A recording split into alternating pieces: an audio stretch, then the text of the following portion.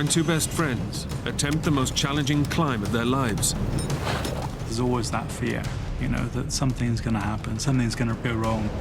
A violent storm hits the French Alps, turning adventure into a desperate fight for survival. I've never experienced anything like it. In the worst weather for almost a century, they're trapped for days on a narrow ridge, with no hope of rescue. There was now no way either of us was getting off this mountain alive. Isolated and ravaged by frostbite, My hands were like pieces of frozen meat. death is only hours away. I just closed my eyes. That was the time I expected to die.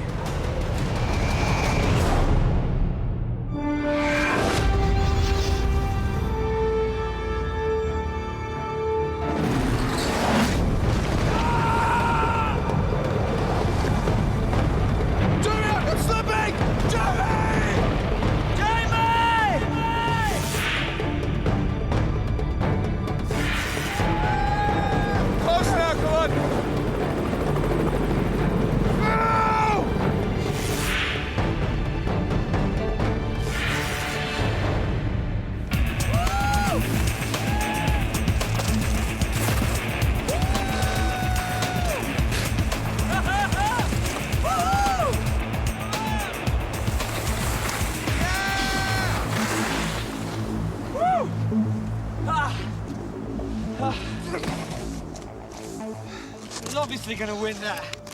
Jamie Fischer and his best friend, Jamie Andrew, are on holiday with friends in the French Alps. Boy, loser. Shut up. You didn't honestly think you were going to beat me, did you? Since they first met at college 8 years ago, they've been inseparable, with a shared passion for mountaineering. Jamie was much more outgoing and extreme than me, but you know, I quickly realized that he was a kindred spirit. He had an equal enthusiasm and very raw passion for the mountains. The holiday is supposed to be a lot of R&R, snowboarding, skiing, and hanging out. What do you reckon, Jamie? Jamie? But on the first day, Jamie Fischer gets the itch to go climbing. Check it out, mate.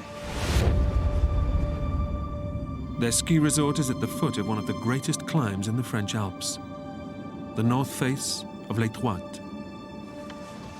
Jamie, I know, but I'm supposed to be on holiday with my girlfriend. You're not looking. It's the north face of Les Droites we're talking about, which we agreed we'd do, huh?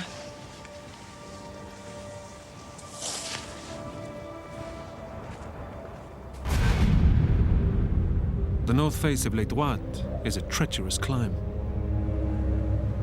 But it's exactly the kind of challenge Jamie Fischer relishes.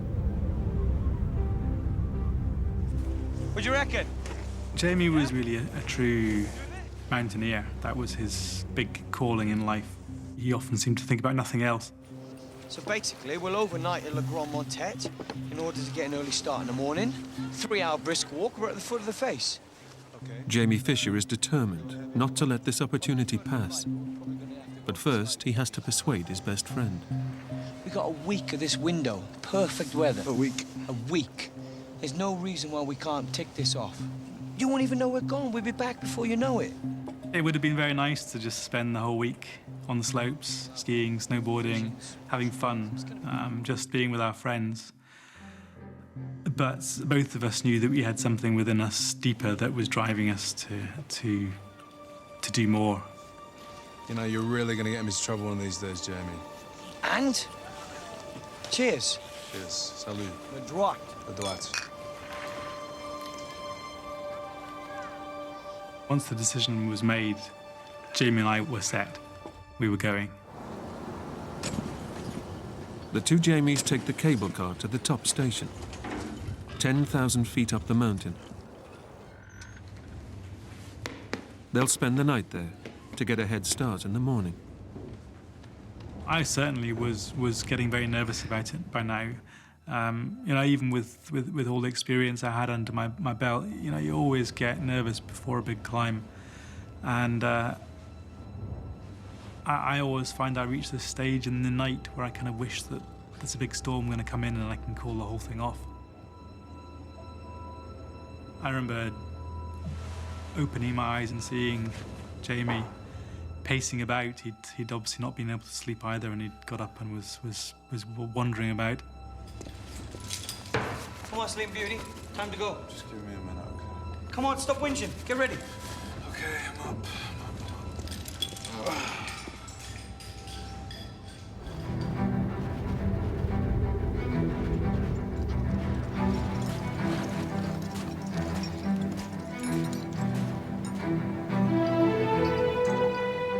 The next day, the two Jamies set off to begin their climb of Les Droites.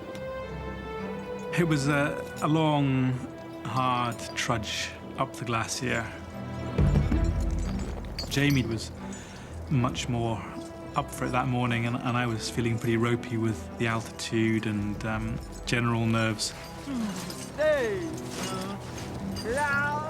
And I could hear him singing to himself as he trudged through the snow.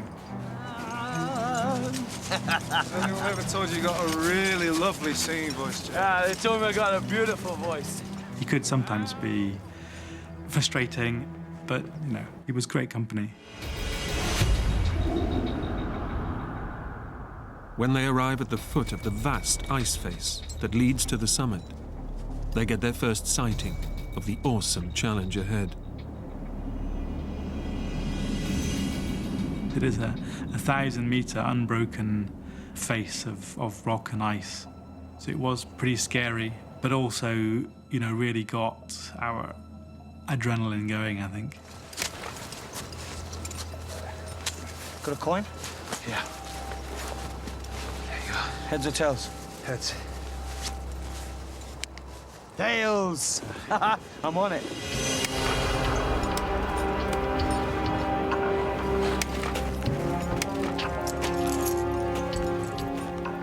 And that moment, when you're actually on the climb, it's as if all that nervous energy just disappears. It just dissolves into the sheer joy of the climbing itself. In midwinter, the weather in the Alps can change in an instant. But today, the two men have ideal conditions for their climb. How's it looking out there? Great, mate! The ice is absolutely perfect! Scaling Les Droites is a 2-day climb. And as dusk falls on the first afternoon, the two friends find a ledge to rest up for the night. Well, mate? Yeah. You don't expect great luxury in these circumstances. Huh? You don't expect 3-star hotels, but we were pretty happy with that. Your room will be ready in a sec, Mr. Andrews. Oh, thank you very much. You know, being able to get into our sleeping bags, to get lying down, to get hot drink, that was good enough for us. Good day, huh? Yeah, not bad. Yeah, we'll crack it for sure tomorrow. Yeah. We were both feeling elated. We were bang on target at that stage. We were exactly halfway, which was what we'd hoped.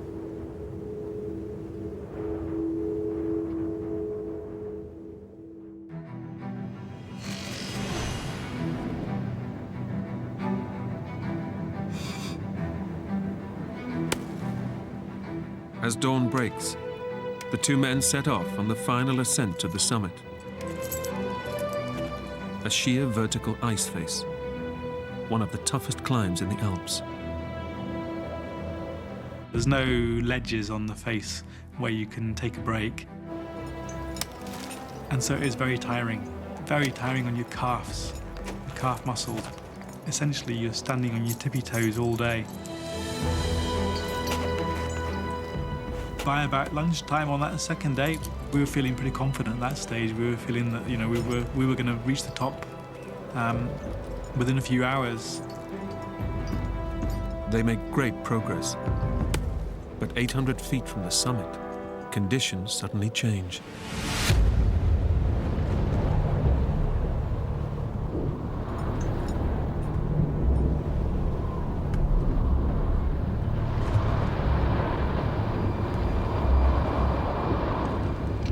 I don't like the look of those clouds, mate! It had been perfectly clear the 1 minute. The next minute we looked up and there were these clouds rolling over the summit ridge of the mountain. We realised that this was a pretty serious storm that was coming in. It wasn't long before the snow started falling. It just became phenomenal. It very quickly became very, very heavy indeed. In just a matter of minutes, the two climbers have been slammed by a vicious alpine blizzard. But we weren't too worried at this stage. You don't expect to be able to climb a mountain face like that without encountering some bad weather. But far from blowing over, the storm rapidly intensifies. I've never experienced anything like it. It was just piling down onto our backs and rucksacks, literally faster than we could shake it off. It was just incredible. Then suddenly, the fresh snow triggers the thing climbers fear most: mountain avalanches.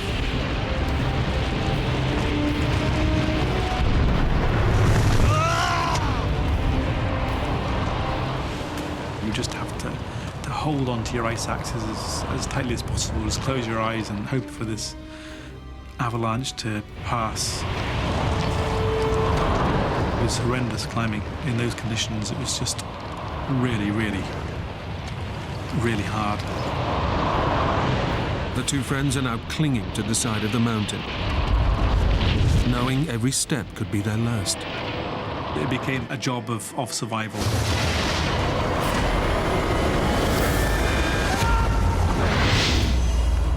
There were great periods of time when we couldn't see each other. It was just impossible climbing in such horrendous conditions. So it was pretty tough. They now face a life or death decision. Jamie! Woo! This is something, huh? Yeah, but what do we do? Abandoning their climb would mean descending the 3,000 feet of treacherous ice below them. To attempt to descend the very difficult and dangerous climbing that we'd done already in those conditions had been, almost suicidal. Not going down in this, mate! Head for the closest pass, near the summit! Their only option is to keep on climbing through the blizzard. If we could reach the summit ridge, we would be safe from the avalanches. We could dig ourselves in and then just wait for the storm to pass.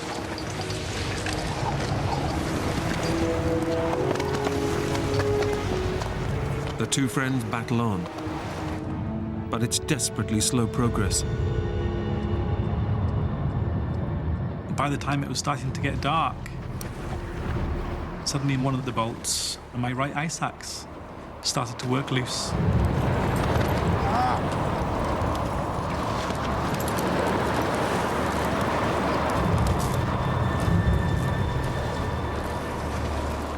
Jamie needs both of his axes. They're his only way of scaling the ice face.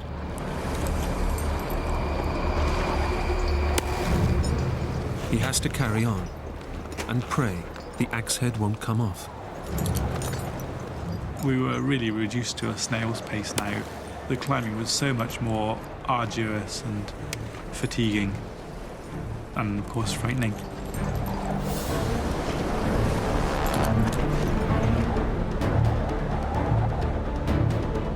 In the raging blizzard, and with a broken ice axe, the two Jamies know that what began as an exciting adventure has turned into a potentially deadly climb.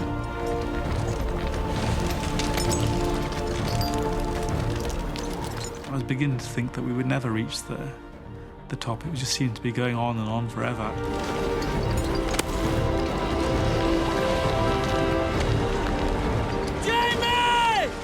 But it was Jamie who suddenly let out this yell. A boat somewhere! And I knew from his tone that this was it. He'd made it. He was at the top.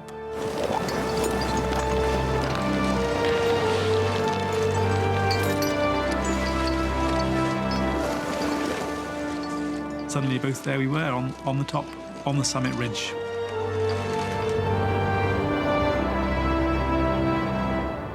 And that was great. That was fantastic. At the summit, the two Jamies can finally rest and wait for the storm to subside. But the ridge is just a sliver of ice, 3 feet wide by 5 feet long, with sheer drops of over 1,000 feet on either side. The place where we arrived was really a knife edge of snow and ice. Jesus Christ, Jamie, we can't stay here! It'll be fine! It's only for the night! The storm can't keep up! We were completely exposed to the elements. There was no protection whatsoever from the snow and from the wind and from these massive drops to either side of us. So it was a pretty hair-raising place to have to spend the night.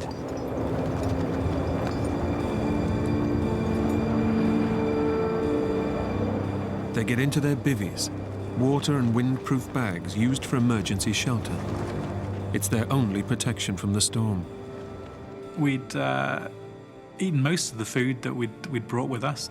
We still had a couple of packets of biscuits and some chocolate bars. That's basically what we had left. Our more immediate concern was water. It was too precarious to light the stove, to melt snow for water. They'll only survive a short time without water. Their hope is that the storm will pass.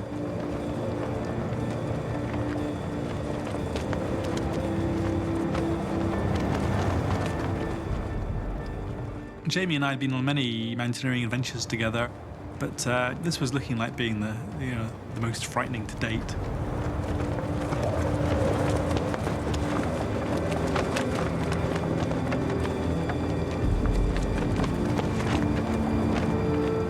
All the two men can do is hunker down, knowing that one careless move will send them 1,000 feet to their deaths. Now it was just a case of surviving the night and waiting for the storm to pass.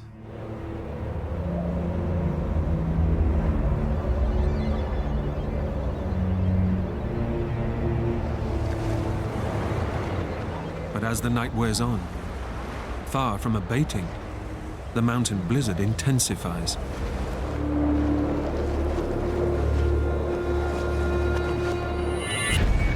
It did start into our heads that we couldn't survive this indefinitely. And we started to think maybe this storm's never going to pass.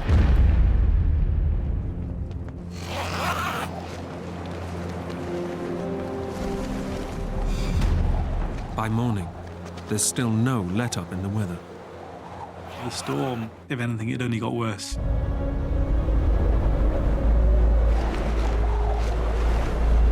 Because the snow is now accompanied by this powerful wind. That was bringing with it, much lower temperatures and much more unpleasant conditions. This isn't good! What do we do? Stay put! What? Wait for the storm to die down! We can't go anywhere in this! It didn't take us long to decide that it would be lethal trying to head off down the mountain in those conditions. The same physically demanding situation as yesterday, but with very much more dangerous avalanche risk. So we were effectively trapped.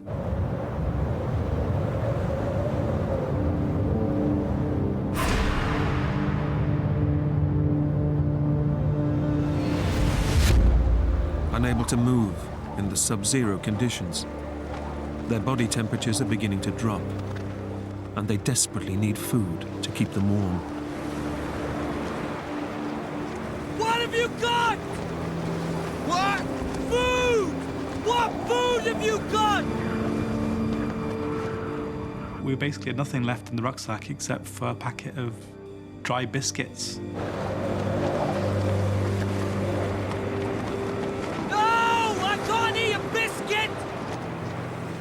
Have you ever tried eating dry biscuits without liquid? You just simply can't. But it's too windy to light their stove and melt ice for water. And you can't just eat the snow. If you try, you'd soon just chill yourself down completely. It just doesn't work.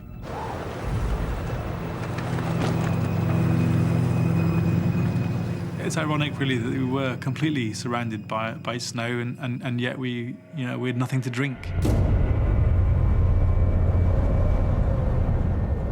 Hour after hour, the blizzard batters the two climbers, and they discuss what should be their next move. I don't want a rescue! Are you kidding me? Think what our mates will say if we get rescued! I don't want a rescue! You crazy? What are we going to say to the Costa pilot, Jamie? Sorry, mate, we don't want to leave. I'll have to leave my gear! I'm not leaving my gear! I remember Jamie saying, well, we can't be rescued. If they rescue us off the mountain, we'll have to leave our kit behind, and I can't afford to lose my kit.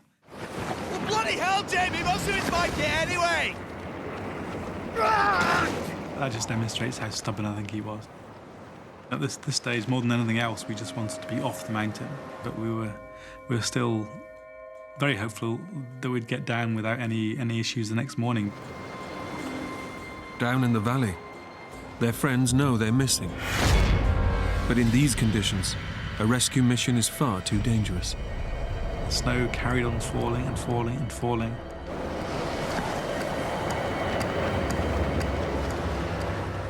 And the wind blew.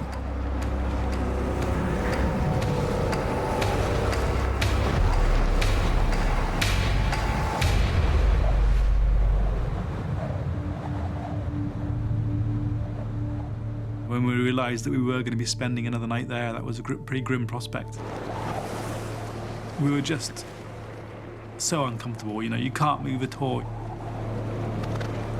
It's the two friends' second night in the freezing cold. They've had nothing to eat or drink for 24 hours. And on their narrow ridge, less than 3 feet wide, they can't even afford the comfort of sleep. If we'd relaxed, we'd just have slipped off this ledge and fallen off the edge of the mountain.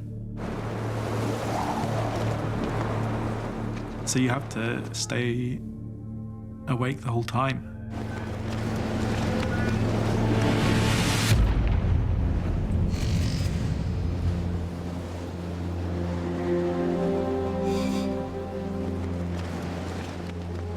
By the next morning, there's still no let-up in the storm.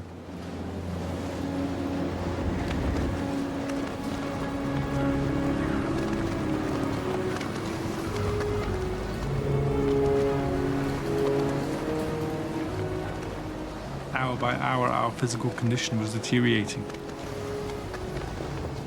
So that pretty soon we needed to get off this mountain. We needed to get moving. We can't keep lying here! So what do we do?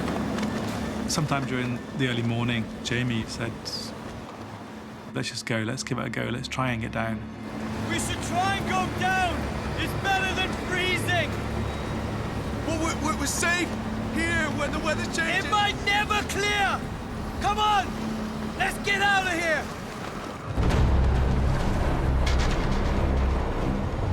We emerged from the sleeping bags for the first time in days out into the full teeth of the gale itself. But the blizzard winds are fiercer than they realize. When the snow just blowing into every crevice and in every corner, you can't do anything, you can't function. This is crazy! Let's go back in! We very quickly realized that this was hopeless. With escape from the ledge impossible, the two friends now realize they have no option but to wait and hope that the weather will turn before they freeze to death.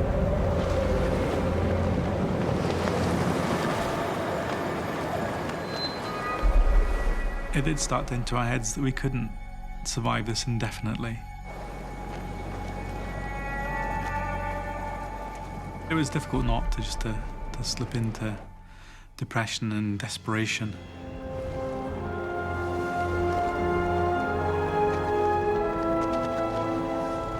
And just when it seems things can't get any worse, Emergency! What? I was just slumbering in my sleeping bag when suddenly I heard this shout from the baby bag, and I thought something terrible had happened. Is this an emergency? Well, I suppose so, yeah! All of a sudden, in the middle of the morning, he remembered that he had his extra emergency reserves of a bar of Kendal mint cake. This Kendal mint cake that his granny ceremoniously gave him each year to store in his rucksack. And before I knew it, he pulled this thing out with a flourish. It was just brilliant. It was just, you know, a real high point of the day. You can't beat a bit of Kendal mint cake, huh?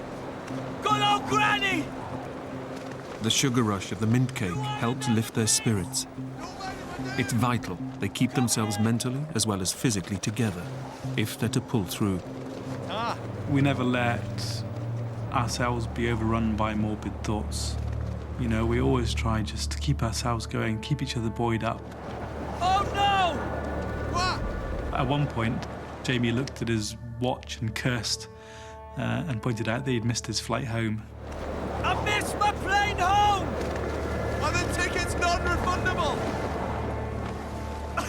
We never let ourselves be overrun by morbid thoughts.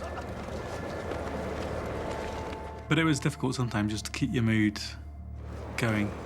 The human will for survival is very, very strong, and certainly was in both of us, so we were determined. You know, there's no way we were giving up. But with every hour that passed, I think, yeah, our optimism faded. That night, the temperature at the summit reaches -10 Fahrenheit, with the wind chill making it closer to a freezing -22.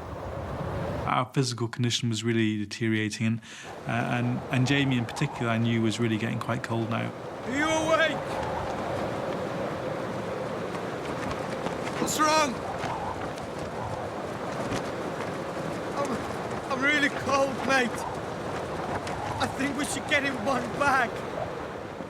It's Jamie Fischer's first sign of vulnerability since the climb began. Check it out, mate. Nails! I'm on it.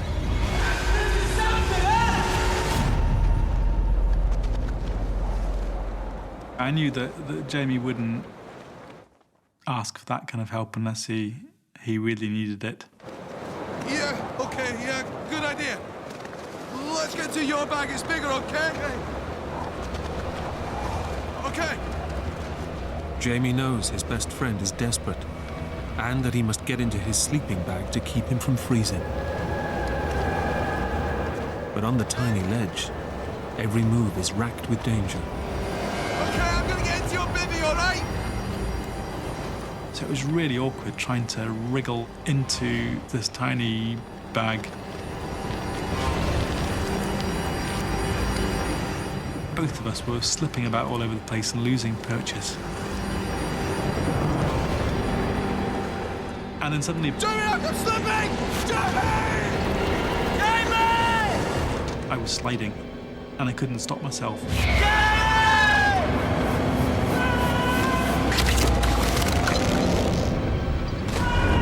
I tried to reach out to grab something. You're just falling in the blackness of the night. And you know, my heart was in my mouth.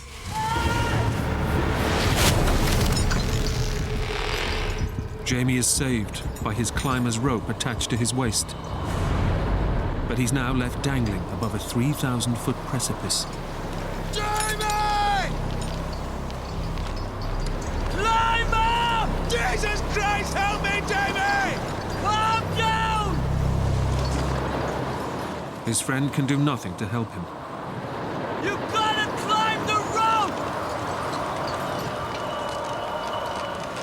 I can't do it! You can!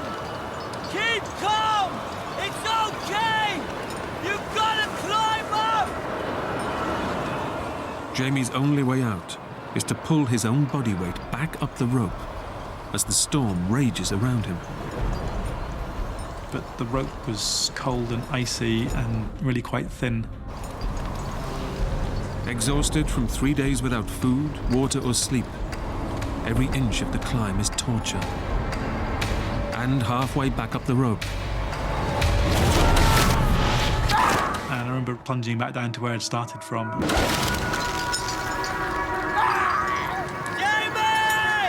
I'm stuck, Jamie! I'm stuck! Calm down! You just gotta climb the rope!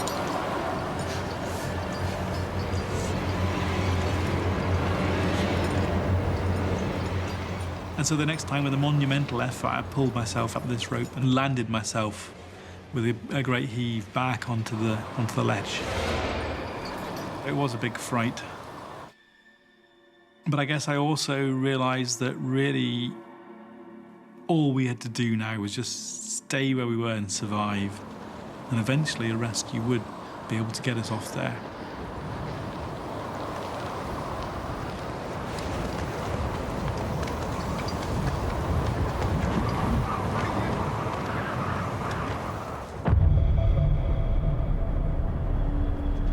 all they can do is try to keep each other warm in the minus 22-degree temperatures and pray that the storm passes. We would spend the night just waiting for the first light of dawn, because it was only the dawn that could ever bring a hope.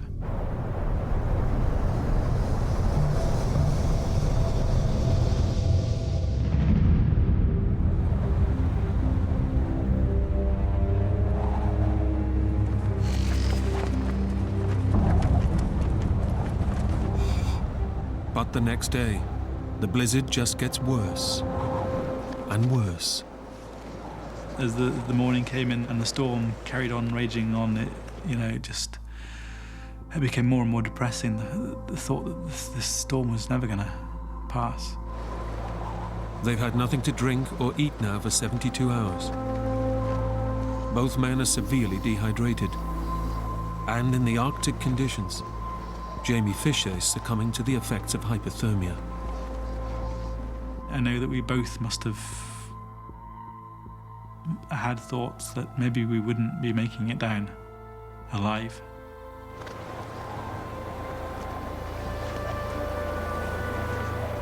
The two climbers are desperately weak from a lack of food and water. In order to survive, Jamie Andrew knows he can't let his friend lose hope. Neither of us ever mentioned the possibility of not making it. We only talked about positive things. Jamie, what's the first thing you're gonna do when you get down? Oh no. I'm gonna have a nice hot bath and a boat. I'm gonna have a huge pot of tea with about 20 sugars. Sod the tea. I'm gonna have a lukewarm beer. Good man. Good man.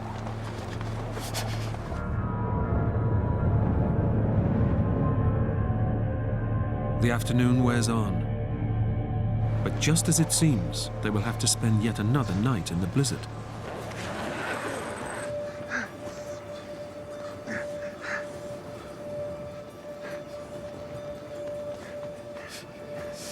It's starting to break.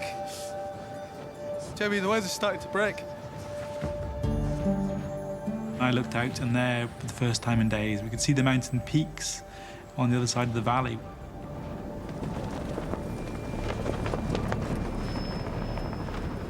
We heard that unmistakable thud, thud, thud, thud.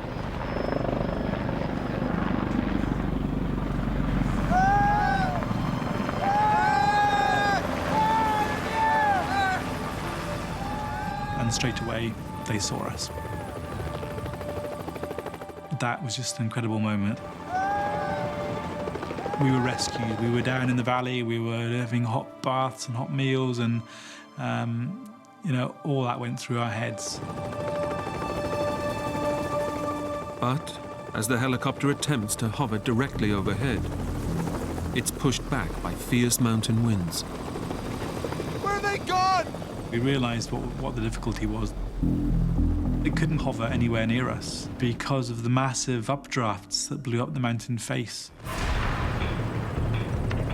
Time after time, the helicopter is forced back. Finally, the pilot manages to get within yards of the stricken men. You know, we could literally see his face.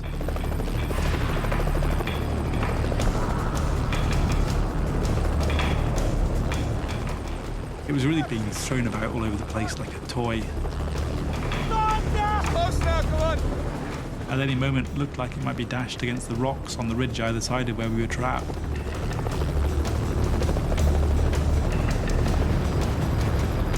But at the last moment,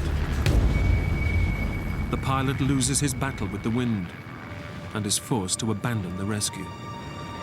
I can't describe how gutted we were to be left there on the mountain on our own. It just felt even more lonely being there, having seen other people for the first time in days, and then just be left abandoned to our fate on the mountain again. Thousands of feet up a mountain, without food, water, or shelter. All hope of rescue is now gone. But the brief drop in the wind allows them to light the stove to melt ice for water. It was Jamie who suggested it. I thought he was crazy trying to actually get the stove burning on this ledge between us.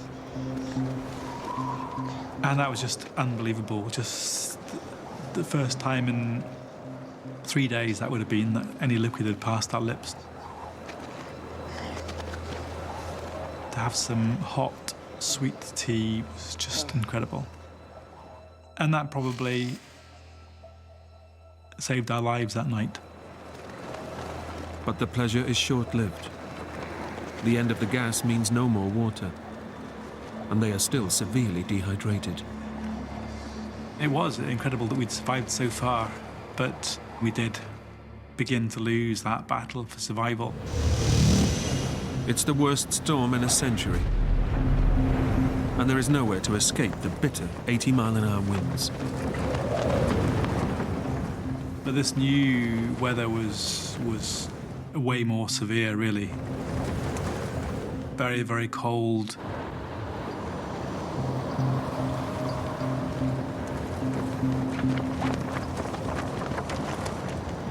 That kind of wind chill, the human body just can't survive for very long at all. As the night wears on, the temperature plummets to well below freezing. The sleeping bags had become useless to us. The snow had got into them, made them damp, and then that damp freezes. So effectively, the sleeping bags had frozen. With every hour that passed, our optimism faded.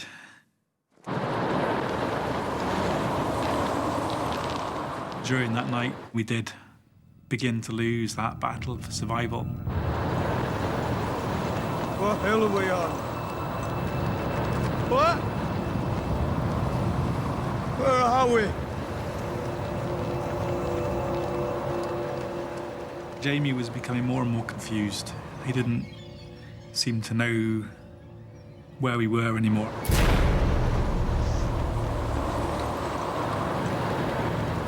Jamie Fischer is becoming delirious. Gripped by hypothermia, his organs are starting to shut down, and not enough blood is reaching his brain. Come on, Jamie. You know where we are, Jamie. Tell me where we are. I don't know. I can't remember. Come on, Jamie. Come on, Jamie. Tell me where we are. Where we are. Come on.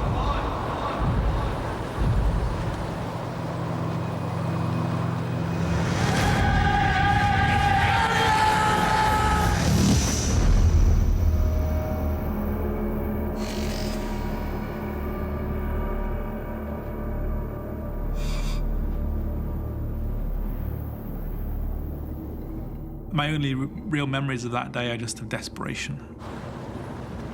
During the night, Jamie Fischer's sleeping bag has come loose. Knowing his friend needs every ounce of warmth, Jamie Andrew tries to zip it back up. I just pulled it in, and then I realised suddenly that I couldn't move my fingers.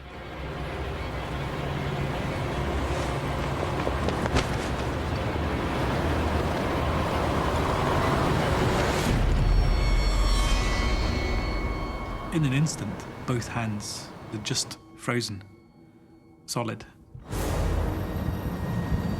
His hands are frostbitten. His blood and tissue have turned to ice and are irreparably damaged. And I remember just, in a futile kind of way, just knocking my two hands together and listening to them as they just went thunk, thunk, thunk. My hands were like pieces of frozen meat. As a mountaineer, one of your biggest fears is always going to be frostbite, because if your fingers freeze, you can't do anything for yourself. You're stuffed. Jamie is completely paralyzed. He watches helplessly as his best friend, in the final stages of hypothermia, begins to lose his mind. We gotta go. I gotta go. We gotta go. We gotta go. What are you doing? We gotta go. Jamie! And Jamie really became quite delirious and was just sort of thrashing about all over the place. Jamie, what are you doing? I gotta go! Jamie! Go! Jamie, stand here! If it wasn't for the fact that he was tied to the mountain, he probably would have fallen off. Jesus Christ, you're gonna push us off the edge! Jamie, you're gonna push us off the edge! I desperately tried to bring him back, to remind him, you know, what mountain we were on, what we were doing there.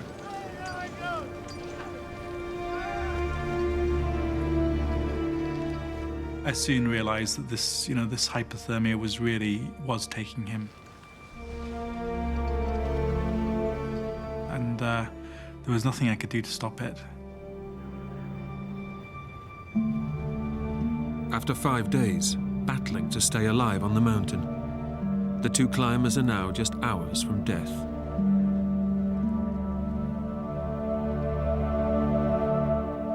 There was now no way either of us was getting off this mountain alive.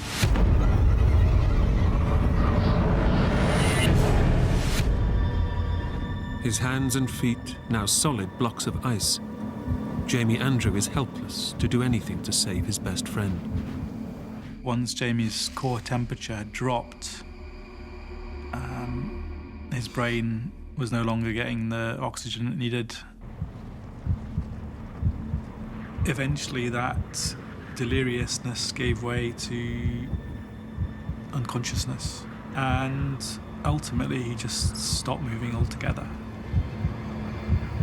And when I saw that taking hold of him, I knew that this really, really was the end. That there was no hope now. And of course, having frozen hands myself, there was nothing I could do.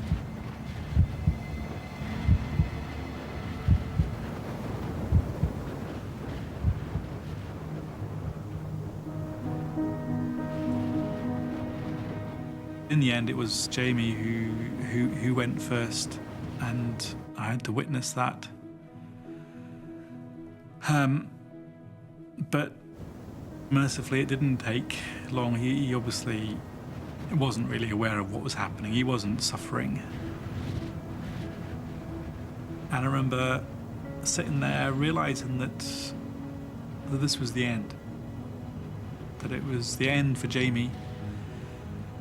It was the end for me too, that there was now no way either of us was getting off this mountain alive.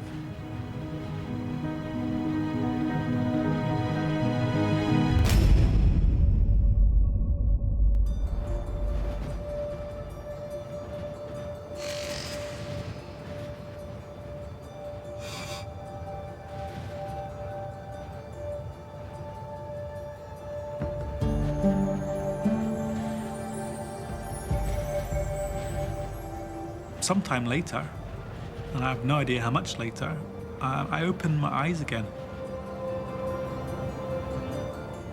And the first thing that I saw was rays of sunshine as they lit up all the mountain peaks all around me. Moments later, I heard that helicopter approach.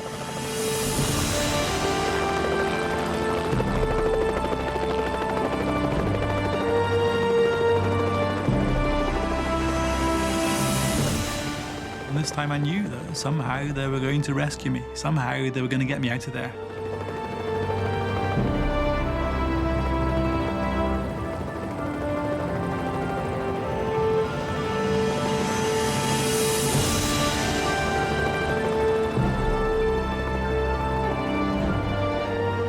I was spinning 1,000 meters above the glacier in space in what was literally one of the most spectacular and daring rescues in the history of the Alps.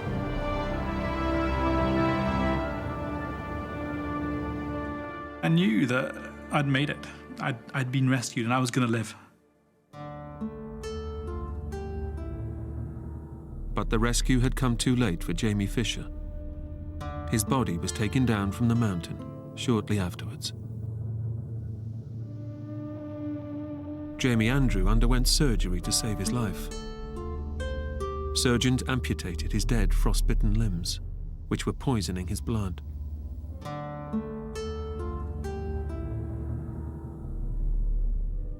They were very dark days indeed, those first few days after the accident. But on the other hand, I knew that this was to be the low point in my life, and now I could get on with the job of putting my life back together again. For Jamie Andrew, years of reconstructive surgery and rehabilitation followed. But the memories of those 5 days on the ridge are never far away. I had survived. I was a lucky one. And so I started to make up my mind that I was going to take on this challenge that had been thrown in front of me, and I was just going to treat it like the next big mountain that I had to climb. And so that's really what I've done, just taking it one step at a time. I have rebuilt my life.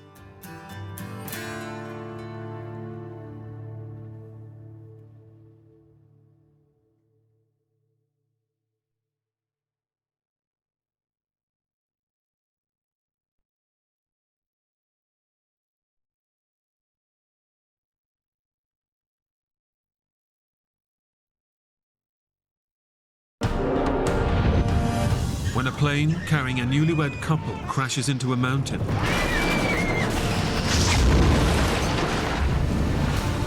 the survivors are left stranded in remote rainforest. We didn't belong there. It's horrifying. To stay alive, they must battle the hostile environment. You just couldn't stop your body from shaking. Risk all to get help. What goes through your head is that you're not going to live through this. And keep a grip on their own sanity. We were all injured. We were all exhausted. There was no hope left.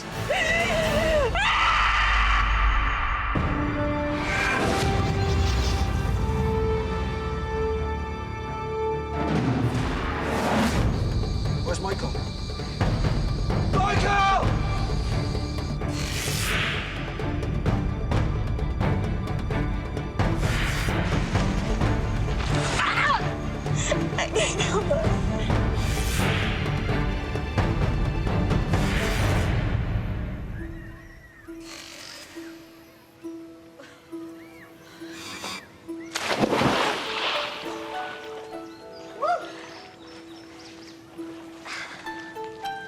You're not gonna come in? No. Why not? Fine. College sweethearts, Brandon and Brandy Wiley, have come to Costa Rica in search of travel and adventure. They've been planning this trip since they married 6 months ago. I met Brandy in 7th grade, and she moved away to another high school, and then we reunited in college and began to date. Can I get 2 orange juices? He was very adventurous, very independent. I think what attracted me to him was the adventurous side of him, that he kind of took me out of my box a little bit. Hey, thank you. We had basically sold everything that we had owned and moved on to just travel.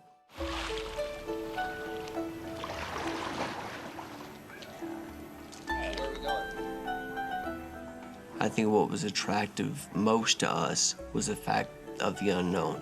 The fact that we could just pack our bare essentials and X amount of money and see what happens.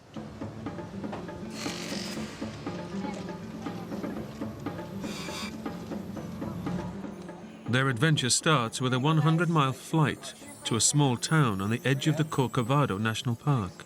Have fun, guys.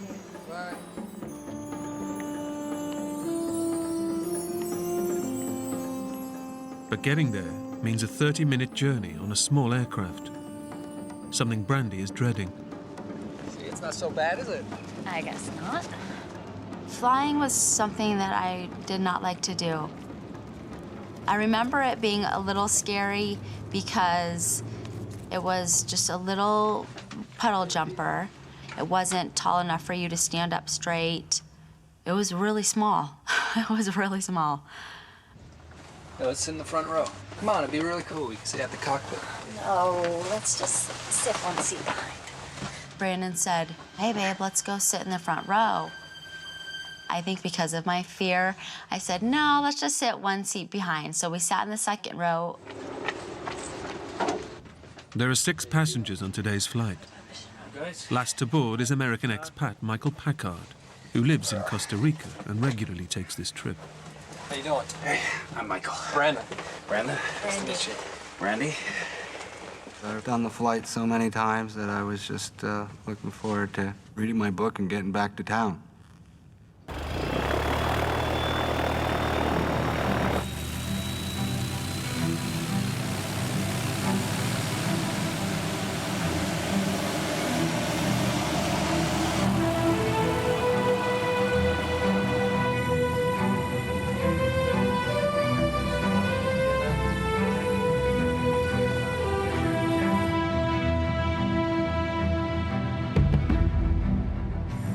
For me, taking off is scary.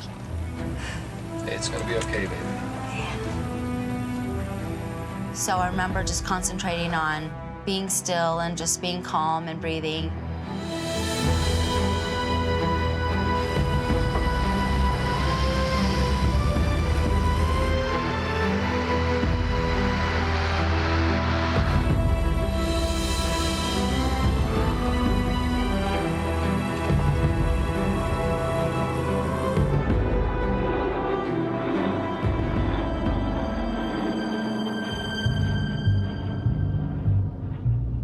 Costa Rica is a small country that is both densely forested and very mountainous. If visibility is poor, low-level flying can be extremely dangerous. And clouds are gathering.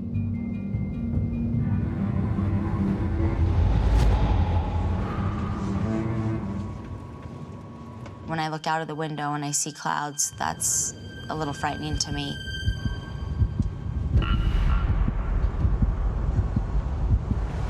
Fine, okay?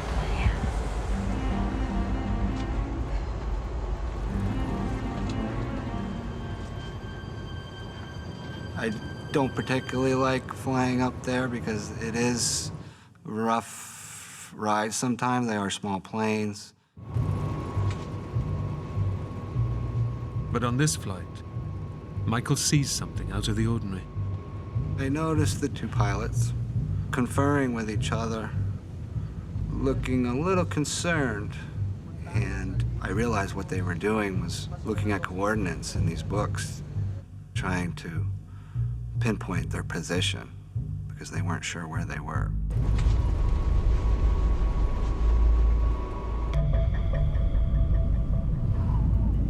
The plane has basic navigation equipment on board, but the pilots are relying on charts and maps to reach their destination.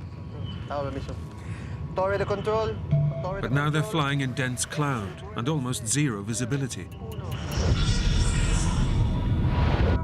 They're unaware that they're already off course and heading for a mountain.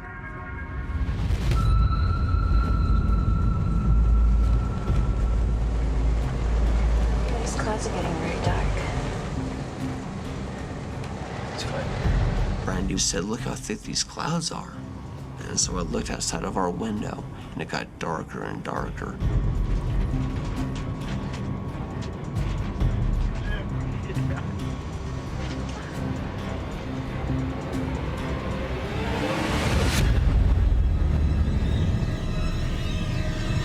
Oh my God!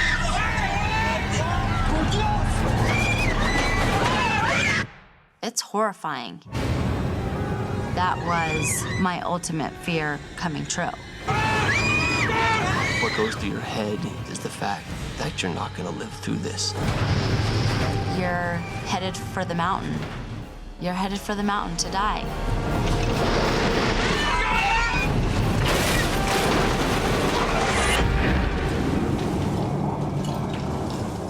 I remember thinking, we're not flying anymore.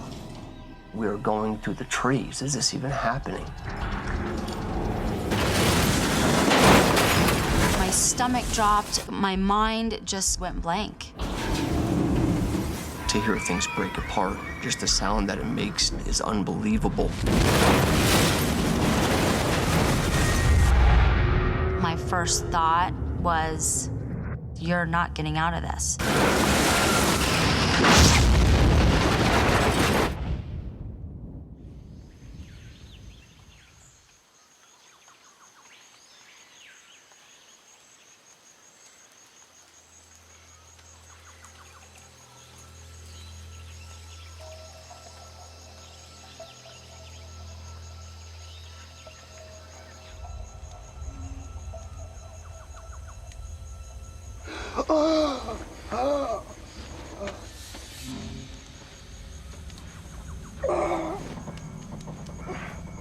I wake up and it's freezing cold, and my entire body was soaked in jet fuel. I was in a plane on vacation, and now I'm in a black hole that I can't move my legs, and it's blood just everywhere.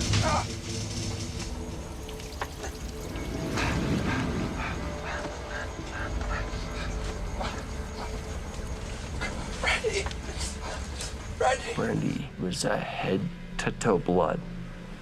And I remember thinking, oh my God. Brandy! Brandy! Brandy! Wake up! Can you hear me? Brandy! Wake up, Brandy! Brandy, can you hear me? Can you hear me? My first memory was Brandon talking to me. Brandy, listen to me. You gotta get out of here. We're covered in jet fuel. Oh my God. Get your belt, your seatbelt. Let's go. I remember feeling completely panicked and completely in disarray. Hurry, go! Get away from the plane!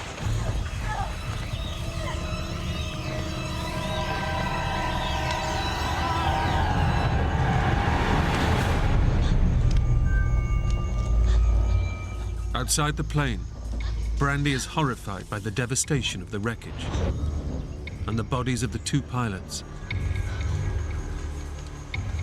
Trees were knocked down. There was a mess of plane parts, wires. There's smoke everywhere. There's people wandering around. There's people that are dead. How could this have happened? How could the pilots have let this happen? German Silke Freebold and Costa Rican Alvaro Zuniga have also survived the crash. But the danger is far from over. Leaking fuel is soaking the wreckage, and Brandon is trapped inside.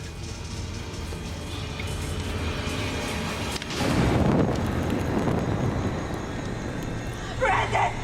Get out of the plane! It's on fire! I just remember having something on my legs.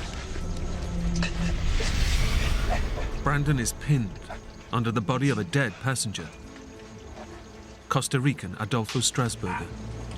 Hurry, Alfred! Go! Get away from the plane! Get away from the plane! Quick!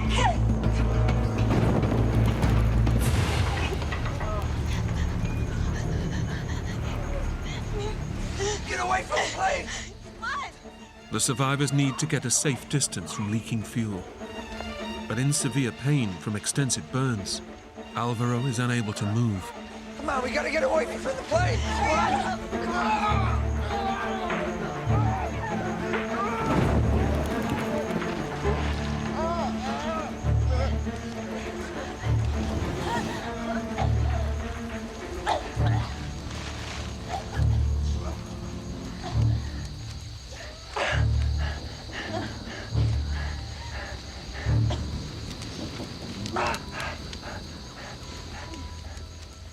Now able to take in the extent of the wreckage, Brandon and Brandy realize just how lucky they are to be alive. The wings were ripped off and the fuselage was turned upside down, and from the seat in front of us, the plane was completely dismantled. Hey, let's sit in the front. Oh, let's just sit one seat behind. By total chance, Brandy's request that they sit in the second row has saved their lives. I just remember thinking, there's no reason and no way that we should be alive right now. If anyone were to be sitting in that front row, they would have been killed. We should have died. No rhyme or reason about it. It wasn't our time. Baby. Brandon is bloodied and battered. As a trained nurse, Brandy instinctively takes action. My wife went to school to be a nurse. It was just intuitive that she had known what to do. He had broken all the bones around his eye, and his face was swollen. He also has deep cuts on his arms that are bleeding heavily. Okay, it's okay, sorry. Silke is relatively unhurt, but appears traumatized by the death of her friend Adolfo. It's okay, sweetie. I'm a nurse, all right? What's your name? Silke. Silke was not in a good place. She was psychologically pretty messed up. I mean, she had been conscious the whole plane crash. I saw the whole thing.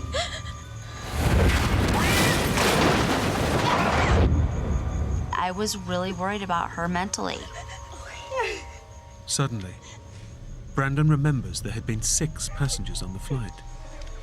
1 is dead in the plane, and 4 have survived. So someone is missing. I'm Michael. Brandon. Where's Michael?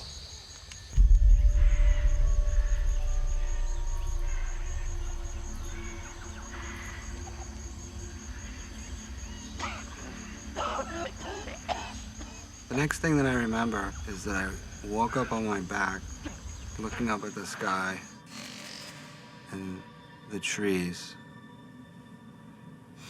And I thought to myself, oh my God, I was just in a plane crash. And I'm alive. I remember just thinking about where I was, about where the plane was, because I didn't see anything around me except for trees.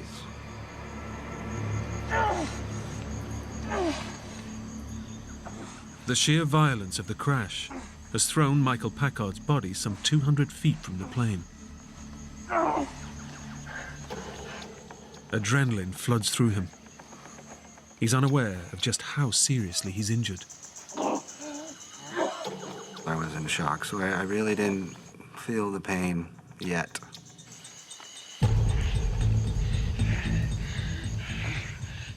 Michael has a severed Achilles tendon and a crushed eye socket. He has 4 cracked ribs and a punctured lung.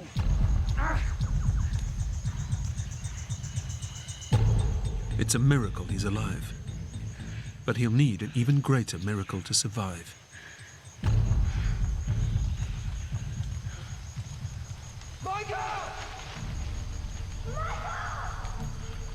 All of a sudden, I heard voices.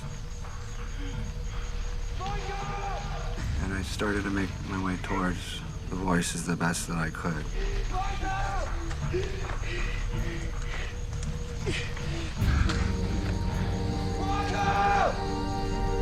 He's here. We got you, man. It's okay.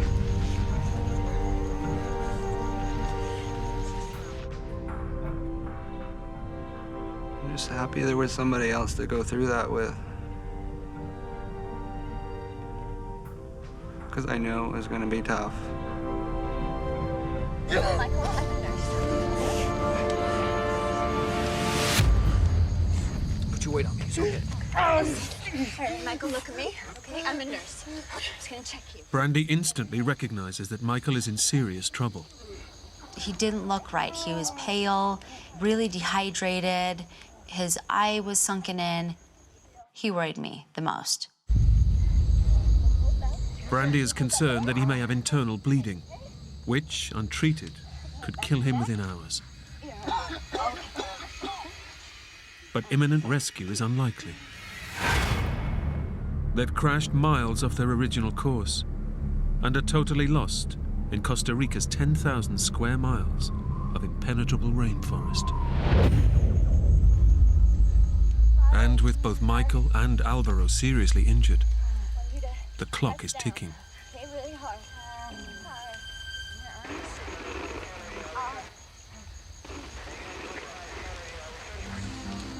Yes, sir.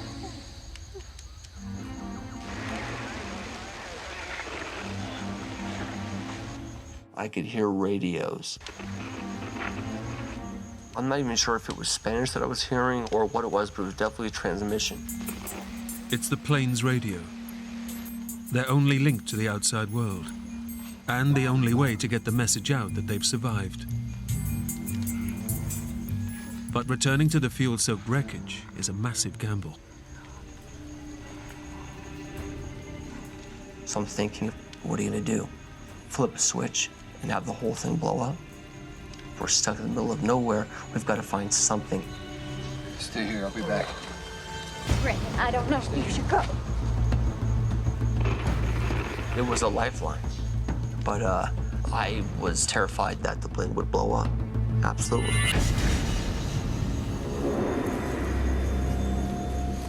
Brandon! Be quick, okay?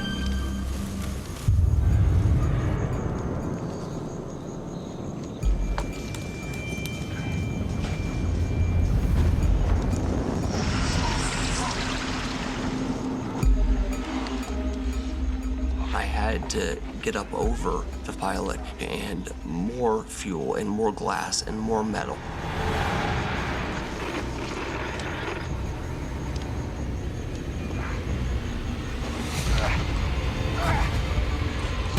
Hello. Hello, hello. Is it working? It's dead. What? It's dead.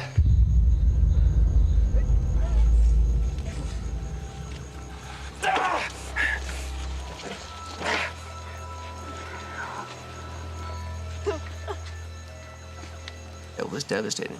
There's nothing we can do.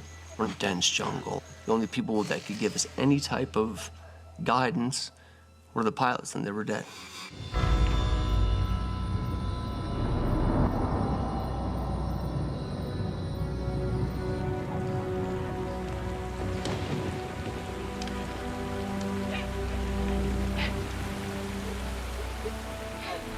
It's rainy season in the jungle. And while the downpour douses the fuel-soaked plane, it quickly becomes a deluge. The rain was just insult to injury at that point, you know? It's just torrential downpour.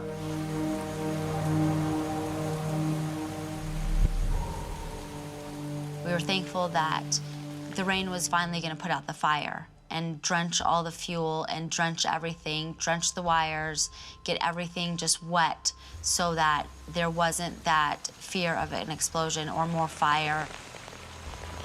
You need to get Michael water. The rain has finally allowed them to give a desperately dehydrated Michael a drink. Michael? Hey, we're gonna get you some water, right? You lean back on me.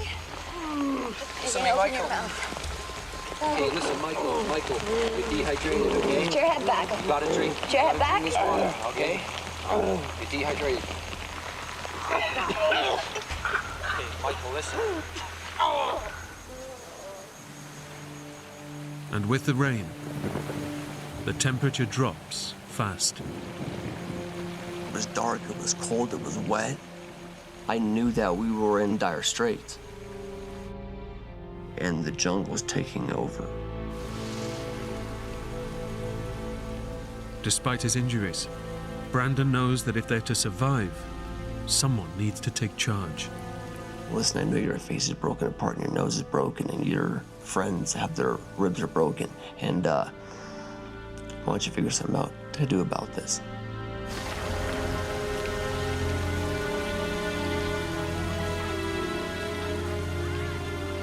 The only available shelter is in the wreckage of the plane. Brandon decides to move Alvaro and Michael in first, as they are the most injured and at serious risk of hypothermia.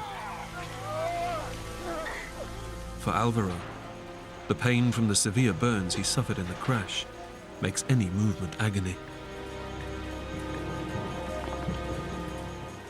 Once they were laid down in there, there was basically no more room for anyone else.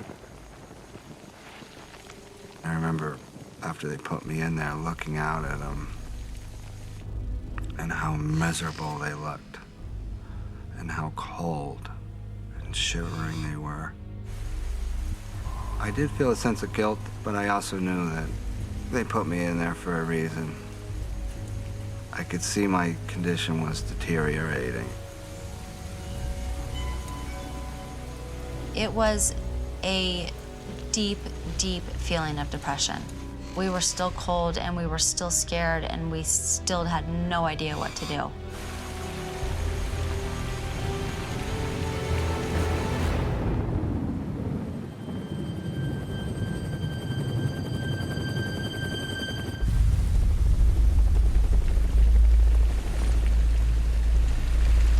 Listen!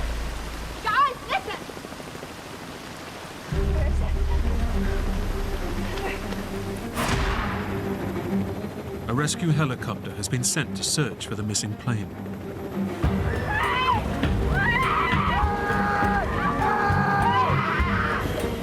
But the crew can't pinpoint its location, as the plane's emergency beacon has failed.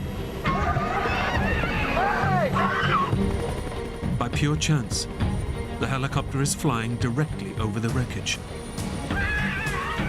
It was a great feeling. We knew then they were looking for us.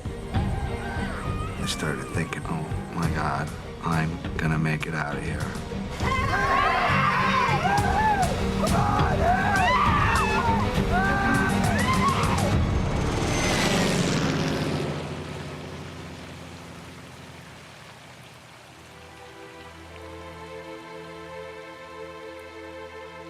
But in the thick rainforest canopy and dense cloud, the wreckage is invisible. The smashed plane and the survivors have been entirely swallowed by the jungle. They were right above us and they can't see us. That was my lowest point.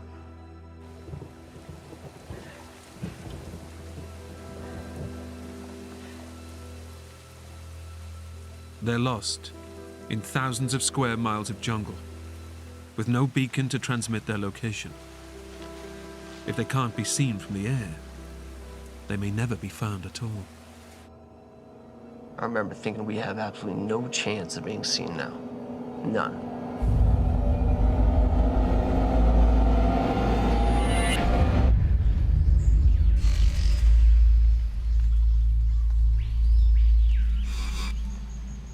The light is fading, and with it comes a whole new set of dangers.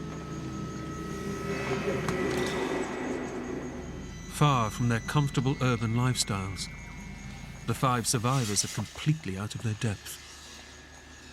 I live in a city. I go to an office, you know? I'm not a crocodile hunter. So, yeah, I was a fish out of water from the time I got there.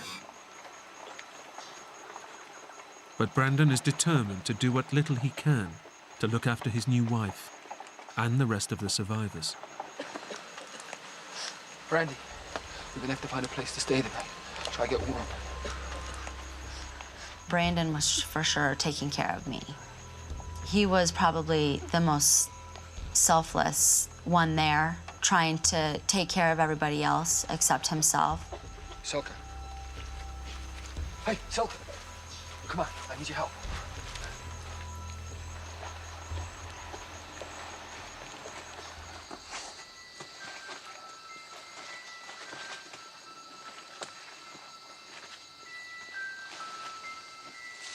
Luggage was scattered for the full 200 yards of the wreck site.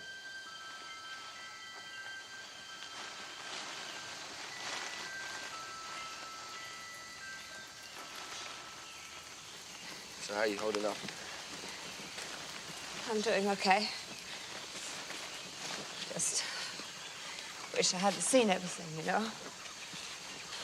Can't even imagine. Hey, look, it's my stuff. Try and get as much of it as you can. She had purchased a lot of sarongs in Bali to go back and sell in her shop. So we got all those to tie off other people's wounds, to keep some people somewhat warm, gathered all the clothes that we possibly could. Yeah, that's it. Yeah. Okay. You okay? Yeah. You got it? Yeah. Let's go. Come on.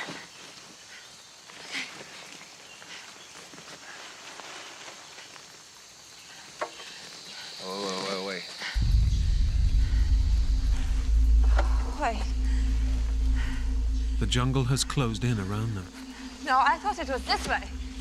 With no landmarks and no reference points, it's impossible to tell which way is which. No, wait. It's not it. Come on. It was amazing to me that we might have walked not even 50 yards, like, and the plane itself was entirely gone. I don't know. It all looks the same. I think we're in trouble.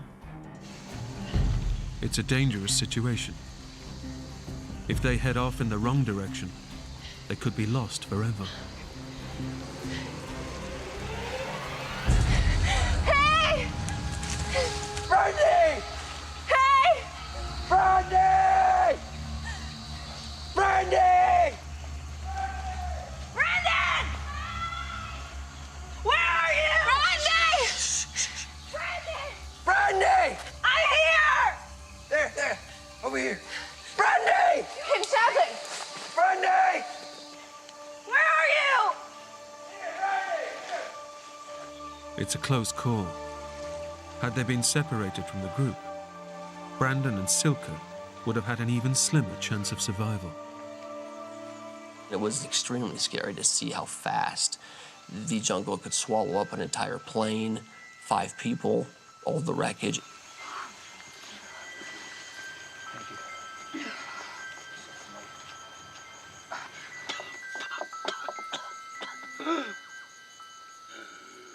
Back in the wrecked fuselage, Michael's 4 fractured ribs move and grind with every breath. Alvaro can see he's struggling and does his best to keep his spirits up.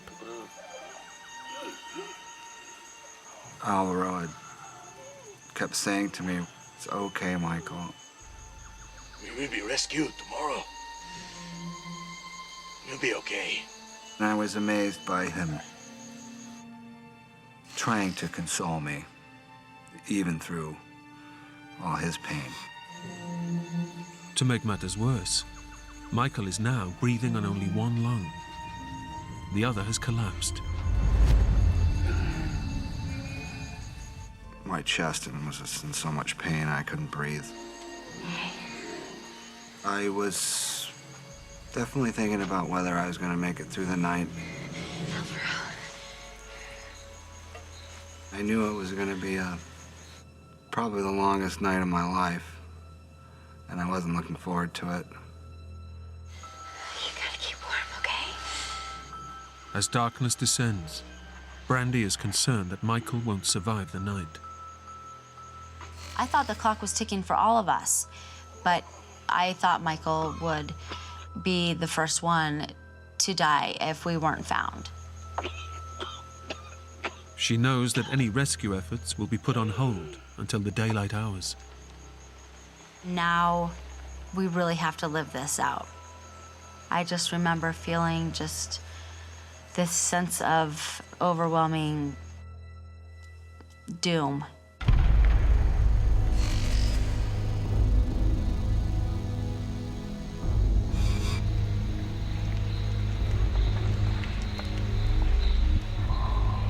With night comes the cold.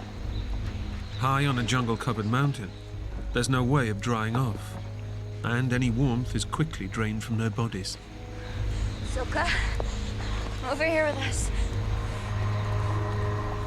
She's in shock. She just wants to be alone. I've never been in cold like that. There was nothing that could stop your whole body from shaking. It was a brutal night. It was freezing. We were scared. In the dark of night, it's dangerous predators that prey on their minds.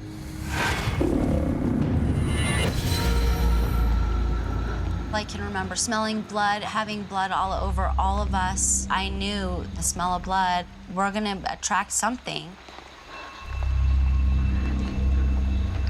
The smell of jet fuel smells so distinct, but the smell of blood is even more distinct, and you could smell it above everything. What the hell was that? It's just a howler monkey. Listen, You're scared every second of that night. In the pitch-black jungle night, every sound becomes a potential deadly threat. A different sense of panic set in.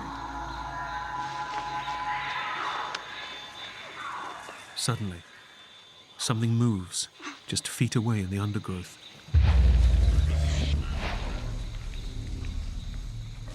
I remember hearing the rattling of leaves, and it seemed to be getting closer and closer. Brandon! What? We realize that it is something walking around. They've no idea what it is, but their imagination tells them what it could be.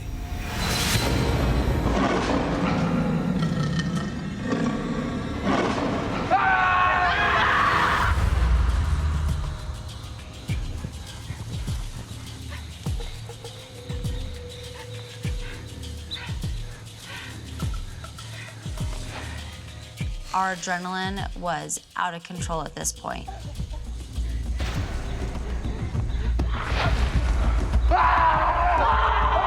When it came near, we would yell something out, it would stop.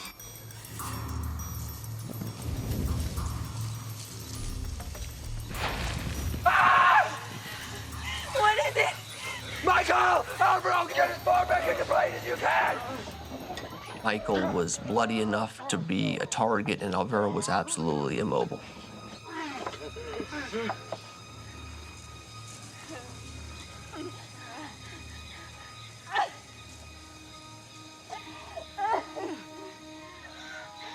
Whatever the animal was, it moves on. But there are still hours until daylight.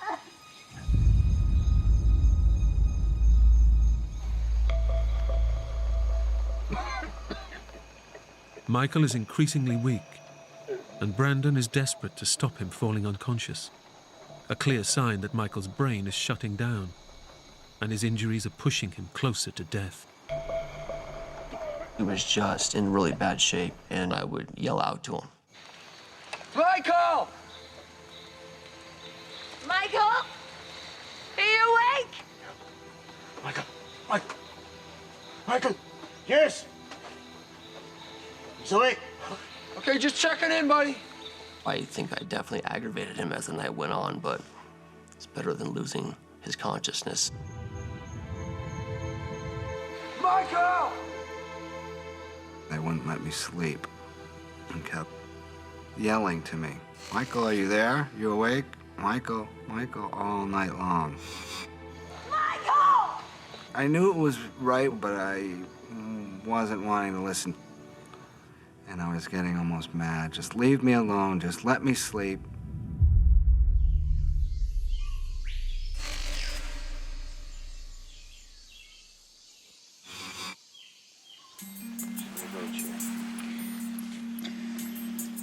In the cold light of dawn, Brandon and Brandy know that time is running out. Michael has made it through the night, but his body is increasingly starved of oxygen. His breathing is shallow, and he looks like he's dying. There you go, buddy. Hang in there, Michael. Okay? I think we would have lost him in another day. It was like, how are we going to get through this day? It was a paralyzing feeling of what to do next. They've been missing for 18 hours. They've crashed in remote jungle, and there's no sign of help. We had given up hope for rescue. We thought if we're gonna stay alive, it's gonna be because of us. Okay. We can't sit here any longer. So we're on a mountain. There's a valley below. Why don't we go down there, see if we can find a river to follow? By leaving, they risk getting lost, with no guarantee of finding their way back. But they must take action. If they do nothing, Brandon knows Michael will not survive the day. To be forced to come up with the answers that are going to make you survive or not is something that I wouldn't probably wish on anyone.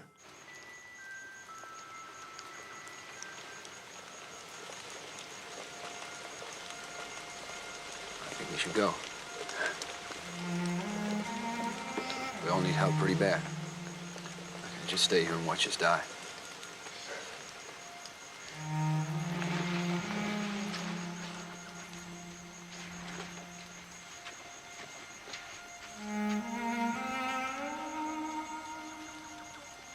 We had no other choice. We had to do something. You have to take that risk, or else you're all gonna be dead. Michael, we're gonna go out, okay? See what we can find. Michael fears that if they're left behind, he and Alvaro will die. He kept saying, "Don't leave us. Please don't leave us." I didn't want to be left alone because I thought if they got lost, they wouldn't be able to find their way back.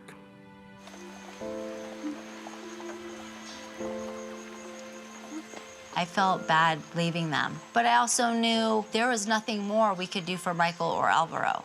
And there was no good in us just sitting there looking at each other and not doing anything. It could have worked out. It could have been completely catastrophic.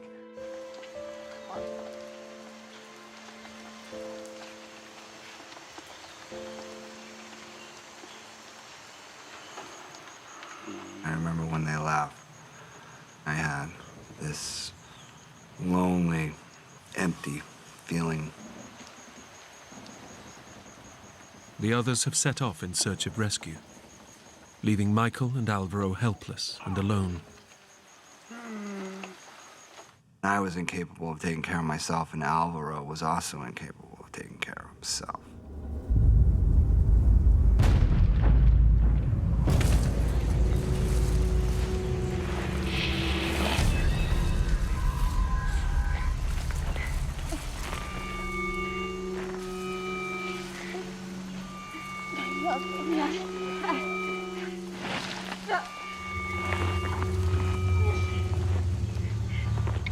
Within minutes of leaving the crash site, the three realize the difficulty of the task ahead of them.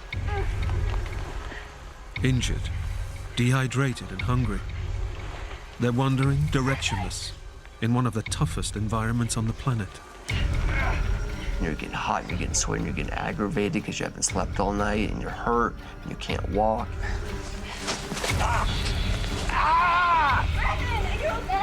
I'm okay. So, not only were we falling down, but there were thorns in the side of bushes that were 2.5, 3 inches thick.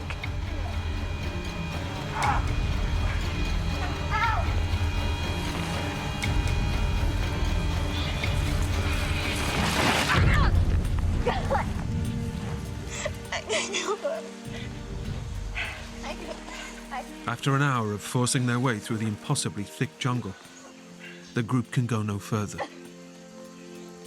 It's becoming clear that they have made a terrible mistake. It's a pretty devastating feeling when you know you've made the wrong decision and there's nothing you can do about it. They've become totally lost.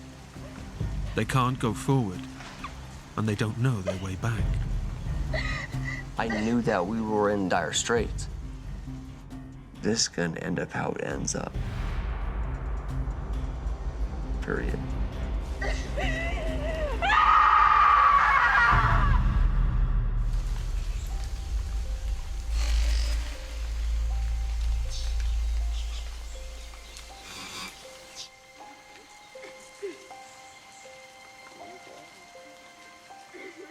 There's nothing we can do at this point. There's nothing we can do to help ourselves. There's nothing we can do to help anyone else involved here. I was terrified that we were done. The survivors lived through a terrible plane crash. But lost, alone and defenseless, it's the unforgiving jungle that will kill them. I had lost all hope. We were all injured, we were all exhausted, we didn't know where we were going. There was no hope left. At the crash site, Alvaro, immobilized by his burns, can only look on as Michael barely clings to life. His collapsed lung makes it agonizing to breathe. His blood pressure has plunged, and this could trigger a fatal cardiac arrest. It was miserable. I was definitely on a downward spiral. If I didn't get rescued soon, I could only last so long in this condition. Michael has lost all hope of rescue and resigns himself to death in the jungle.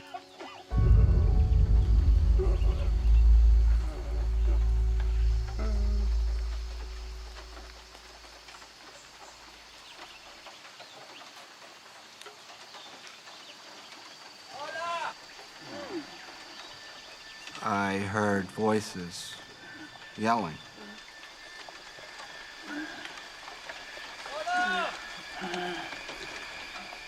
And all of a sudden, this man appears out of the jungle.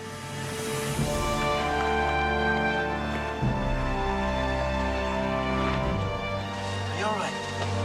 Over here! Over here! You're safe now.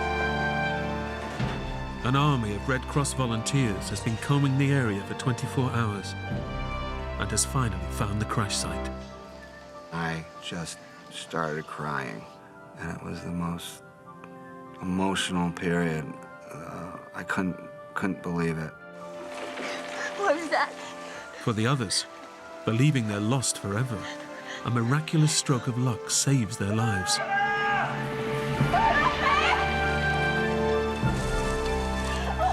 Just like in Indiana Jones, the guy comes through the fields and he has a machete and a backpack. Against all odds, a local farmer and member of the search team literally stumbles upon them. It was the most incredible feeling I've ever had. It was just pure joy. Oye, It was complete elation. I remember sitting down and thinking, this is unbelievable. Rescued from the Costa Rican jungle, Silke, Alvaro, and Michael made a full recovery. I think it was just luck that I survived. I have a beautiful family. I have 2 beautiful sons. When things get tough, hey, you're just lucky you're here. Brandon and Brandy's injuries healed, and they returned to America. They're still happily married and have 2 young children. You can't go through something like that and not be closer. I was with my husband. He was my family, and he was right next to me, taking care of me. I am definitely happy to be here. I'm happy to have a second chance. And I'm happy to have my wife and 2 beautiful little kids that remind me every day of the reason that I'm probably here.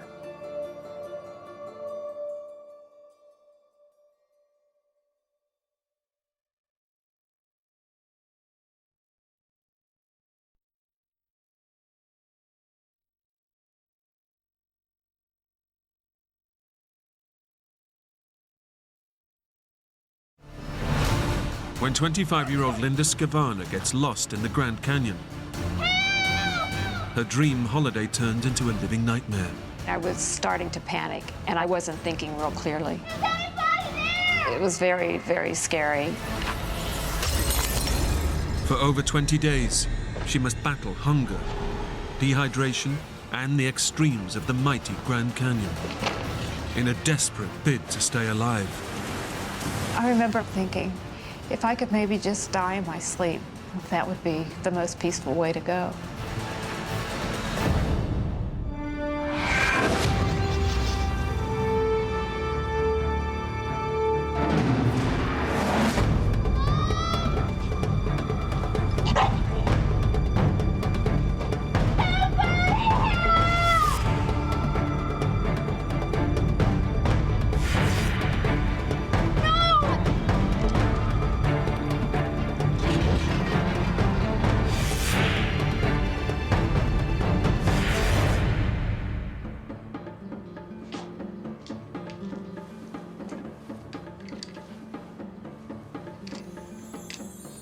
"25-year-old Linda Scavana is preparing to set off on an epic solo driving trip. I had 3 weeks vacation from work. It was definitely an escape, just a time to get away from the stresses of everyday life. A student nurse from Pittsburgh, Linda is heading off across the length of America. A trip that she hopes will satisfy her sense of adventure. I was kind of a rebel at times, my own idea about things.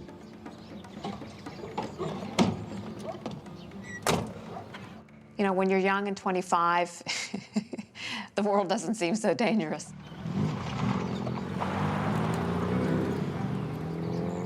I just wanted to see America.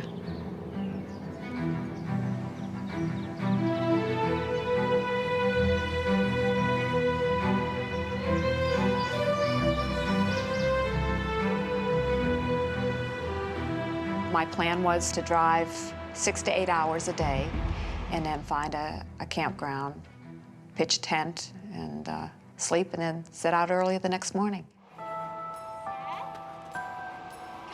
And to keep her company on the trip, she's brought her best friend, pet dog Coco Jin. It was the first pet that I had ever had as a puppy. We were very, very attached. Definitely my child, my baby.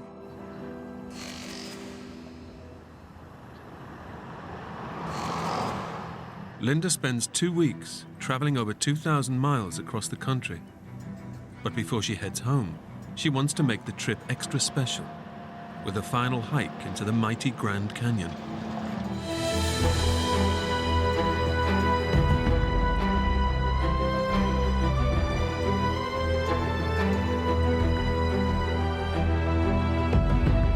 It was one of the places that I wanted to visit because it's one of the natural wonders of the world. The Grand Canyon is known as an epic tourist destination, but it's also a popular place for hiking. Come on. Before she heads off into the canyon, Linda stops off at a local store to buy postcards and let her family know that she's fine. On one of the postcards, I saw a set of waterfalls, and I thought, oh, I'd like to see those. But I wasn't sure where you leave and what kind of a hike it was. Do you know if there are any organized tours to the waterfalls? No organized tours as such. If you drive up to the hilltop campsite, you can make your way down to the Supai village, and the falls are right down there. Okay, that's good. Thanks. So I wrote my postcards up, and I recall sending one off to my brother and sister-in-law.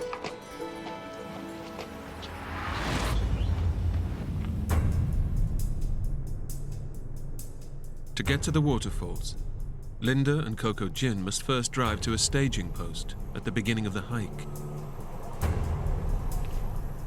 I didn't know that it would take me as long as it did because it was, I think, maybe about 35 miles. But it was all dirt road, so it took me a couple of hours to get through that and to finally get to the hilltop. By the time they get there, it's already lunchtime.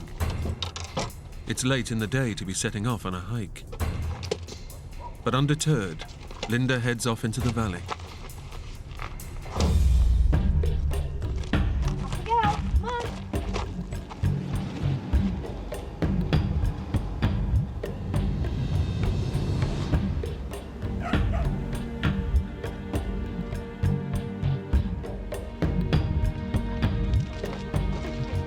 Yes, I was overwhelmed by the size and the enormity of it. It made me feel small.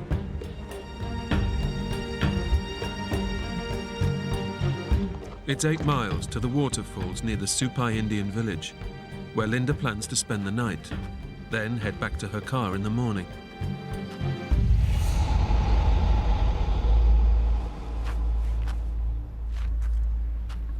The heat makes hiking slow, and after a few miles, the trail becomes hard to follow.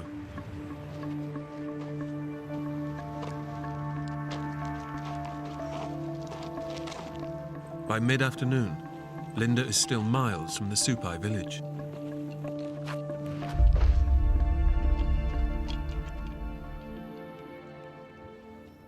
I heard sound behind me, and when I looked around, I saw that it was a mule train. And I think I had read something to the effect that that's how all the food and how their mail is transported down into this Indian reservation. The dog started barking, and I was concerned because I knew that, this was the Indians' territory, and I didn't want to cause any problems, so we held up, and I let them ride on by.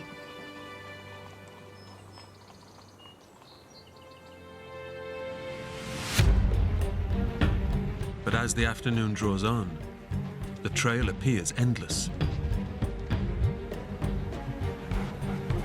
As I kept walking, I noticed that the sun was starting to go down.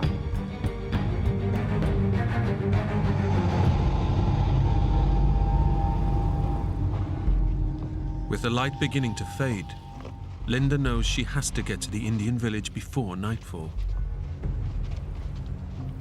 And as she reaches the end of the trail, there was a sign. You can make your way down to the Supai village, and the falls are right down there. But the sign was not well marked.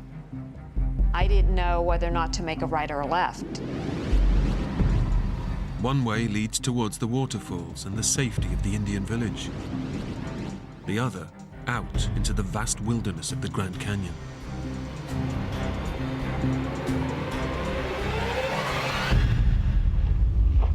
For some reason, I made a right-hand turn. Thinking she's heading towards the village, Linda heads off with Coco.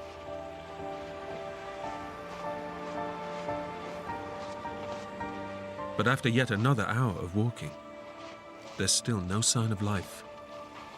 At that point, I was beginning to feel that I should probably be close by. Coco! With night approaching, Linda knows that it's too late to go back to the junction and try the left-hand turn. She has no option but to keep going. If she doesn't make it to the Indian village before dark, she'll be stranded in the middle of nowhere. In the canyon, nighttime comes very quickly because of the walls. It would be pitch black down there, and I wouldn't be able to see.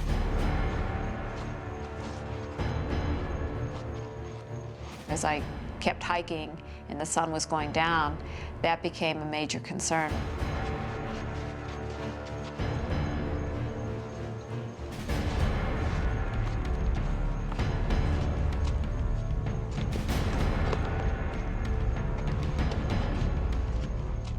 Linda's backpack weighs over 20 pounds and is slowing her down. I knew I could make better time without it because it was beginning to feel very heavy on my back. Ditching the backpack will mean leaving behind her sleeping bag, food, and only supply of water. I would have nothing except, the clothes that I had on my back and a few items that I had in my purse. With no experience of being out in the wild, Linda makes a terrible decision.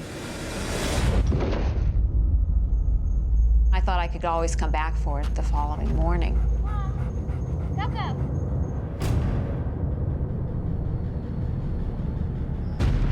My priority at that point in time was just to make it to the Indian reservation, make it somewhere safe before dark.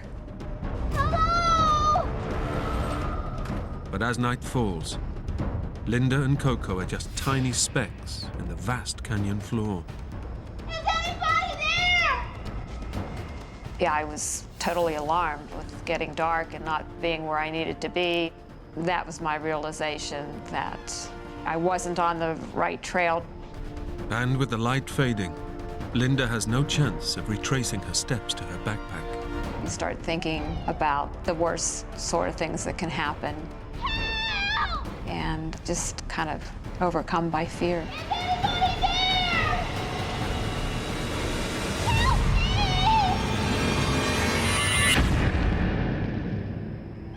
Help me!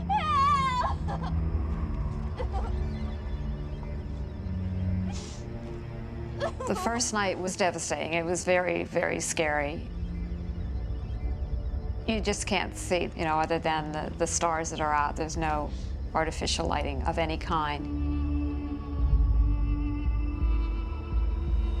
As the temperature on the canyon floor plummets, Linda is totally unprotected against the cold.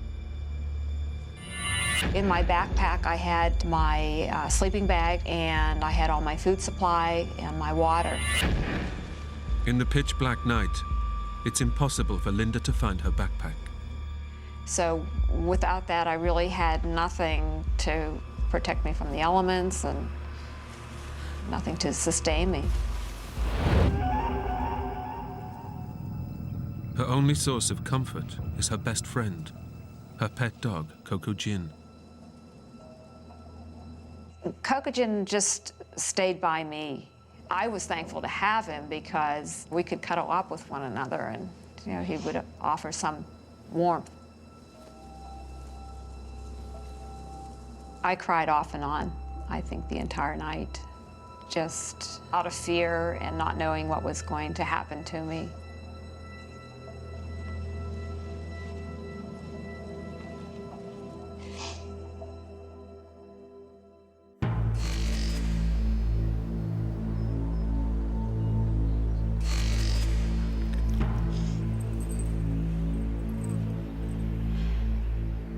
The next morning when the sun came up, because I had wandered around, I wasn't really sure where I was. I wasn't oriented.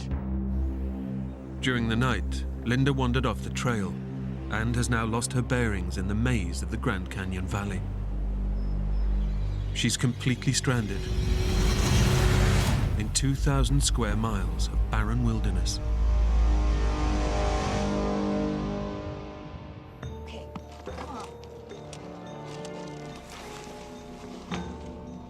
Linda has no option but to keep looking for a trail that will lead her to her backpack and out of the canyon to safety. But nothing looks familiar.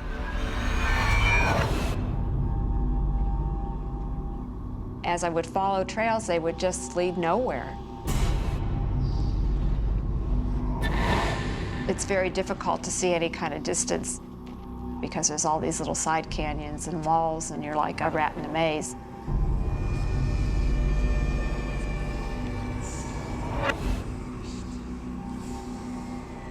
I kept hoping that I would see someone, which I never did, or that I would see a low-flying plane, but nothing. After hours of walking, all she can see is the relentless monotony of the canyon wilderness.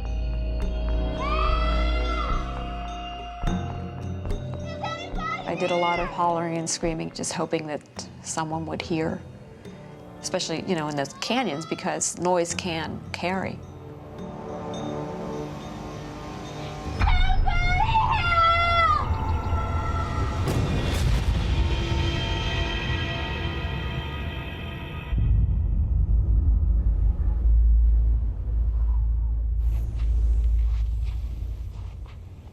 By mid-afternoon, the temperature in the canyon rises to over 100 degrees.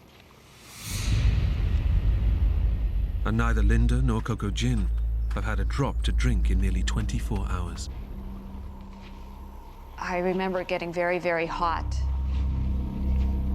I was thirsty and I had nothing to eat or drink. My mouth was just terribly, terribly dry. In these conditions, human beings need around 2 gallons of water a day. My nurse's training told me that I needed to have water, that there was no way I was going to be able to survive without water. I knew I could live without food, but the water was going to be essential because it's so hot during the day down there. And I guess real fear set in at that point.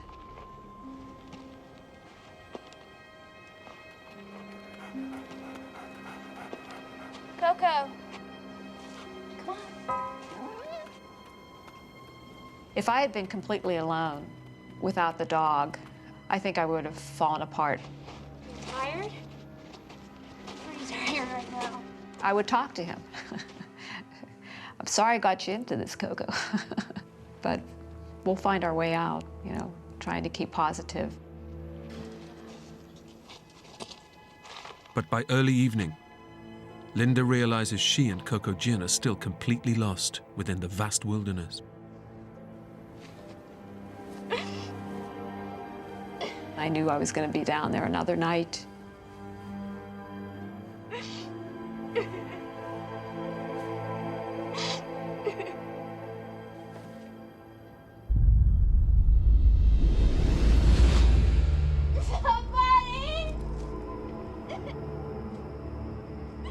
I think it was on that second night a little harder than the first night, because by that time I realized that there was something terribly wrong.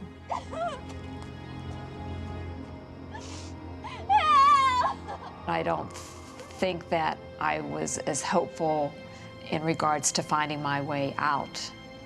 I think I was leaning more towards the fact that maybe someone was going to have to find me.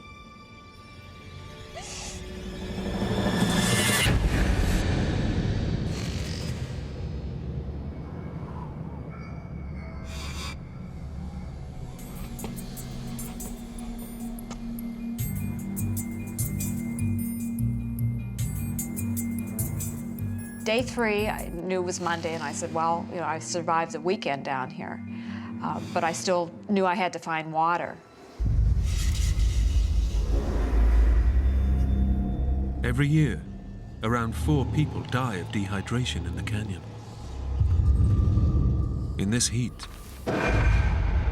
Linda will be lucky to survive another day without water. My nose and my mouth and my skin was just very, very dry. Linda is desperate to find a water source. But in the dry and arid Grand Canyon, they are few and far between. But late on the third day, she sees her first glimpse of hope.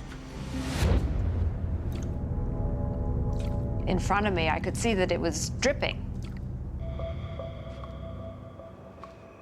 It was almost like, is it real? I wasn't certain if it was truly there. So I walked up all the way, and sure enough, it was moist, and the dog started lapping up water. Linda has found a lifeline, a tiny desert spring. I looked up to see where the water was coming from, and it was like 15 feet above my head, just coming out of rocks. But the water is trickling down agonizingly slowly. I was then thinking, well, how am I going to be able to gather up this water? And so I looked through my purse. I did have this little plastic eyeglass case. It was one of the few items that was in my purse that was of any worth to me. I thought, well, if I could get that set up in between the small rocks, then after a period of time I would be able to collect enough to get a cup that I could actually drink.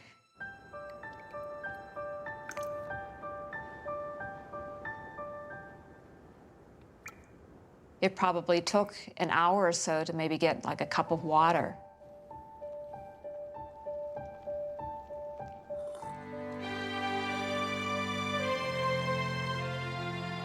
When your mouth is just so dry and you can barely talk, and then to have the moisture of the water and just knowing that that was going to possibly save my life, just sheer joy.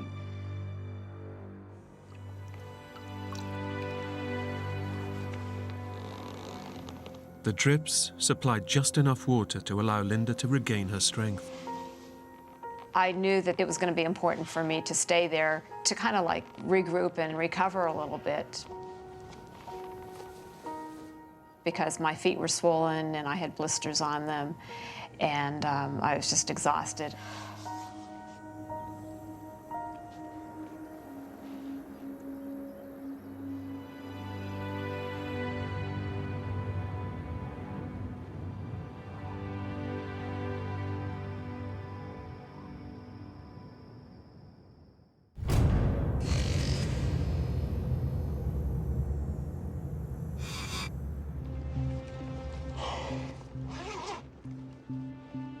Finding the tiny water supply has given Linda hope.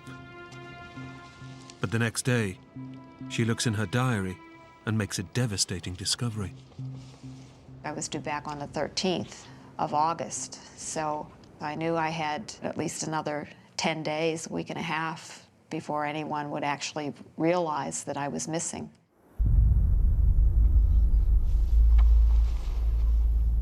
In her last postcard home, Linda told her family she was well and having a great time. No one knows she's missing.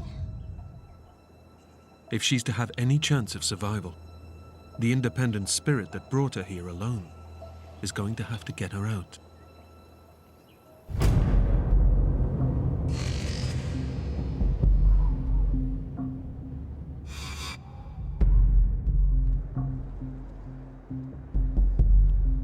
Now able to collect a few mouthfuls of water, Linda decides to hike away from the spring in search of a trail out of the canyon.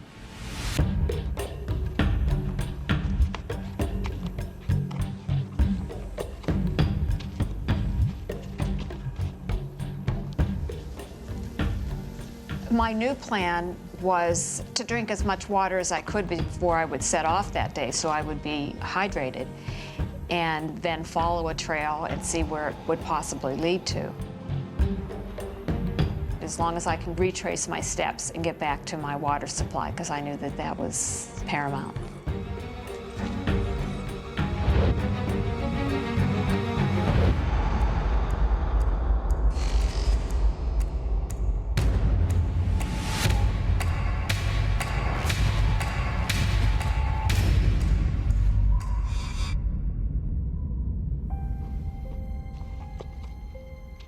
For 5 days, Linda searches north, south, east, and west of her base. But each day ends in crushing disappointment. I might feel up in the morning with big plans to follow a trail and hope that that would lead me out, only to be devastated that it didn't lead anywhere, and I wasn't going to get out that day. Linda is trapped in the endless maze of the canyon, and she starts to believe she will never escape.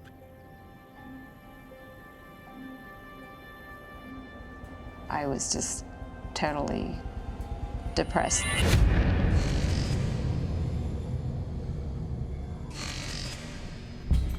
Throughout the ordeal, only her mental strength has kept her going. She has survived 12 days without food and very little water, and now her body is beginning to wither away. It's not like the hunger you go through, like if you've missed a meal or a couple meals, where you get that gnawing sensation in your stomach. That had come and gone.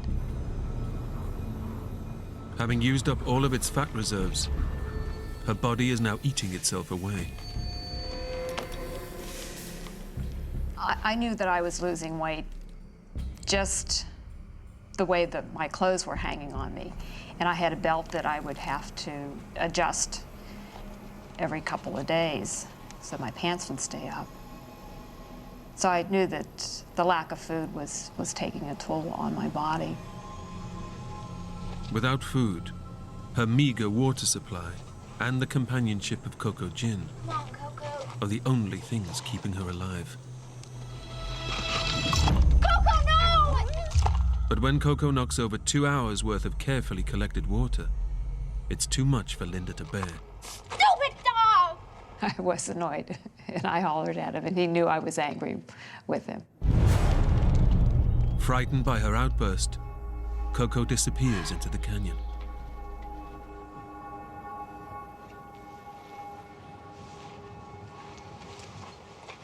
I kind of felt guilty. Coco!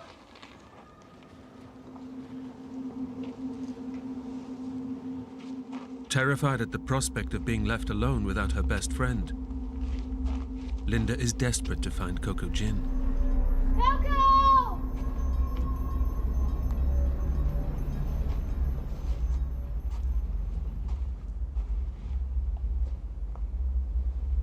But Coco Gin is nowhere to be seen. Coco!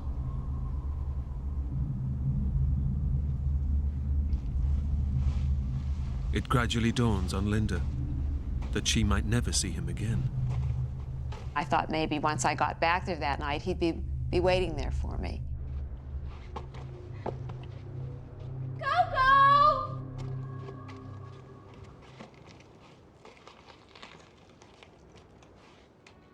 And almost as if I had driven him away.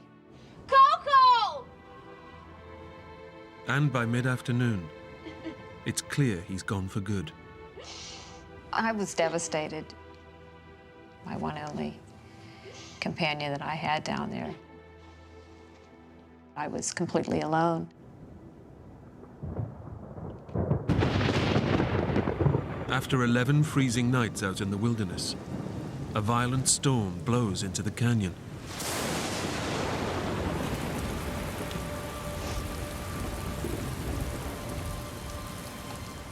I built a shelter for myself in between two rocks that came out of the sand, and then I took some of the shrubbery around and built a little roof on top.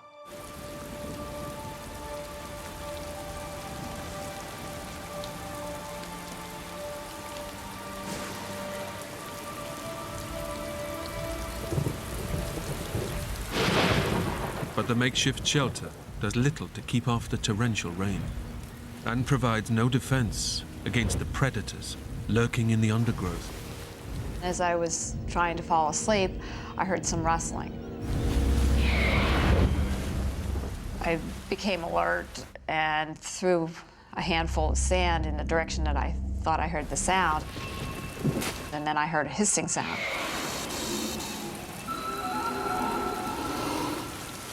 Fearful of deadly rattlesnakes hiding in the bush, Linda is forced to abandon the shelter. It was one of the toughest nights. There was thunder and lightning and a lot of rain, and it was very frightening down there because I didn't have any shelter. I was out in the open. It was definitely cold, and definitely that was a concern, the hypothermia.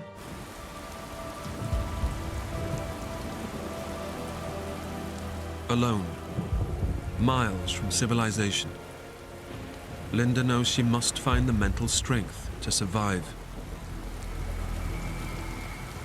I started to think of ways to occupy my mind, and I said a rosary, and then I started to sing songs, just something to keep me occupied, to get me through that night.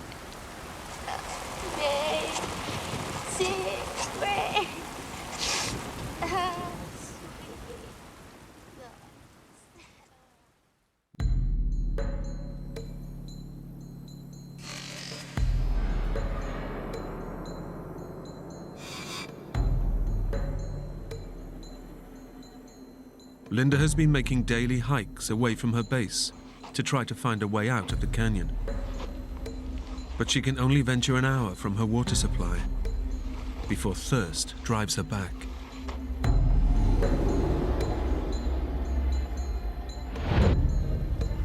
I was trying to go under some of the rock hangings in order to keep cool. It was underneath one of those rock hangings that I noticed the bottle.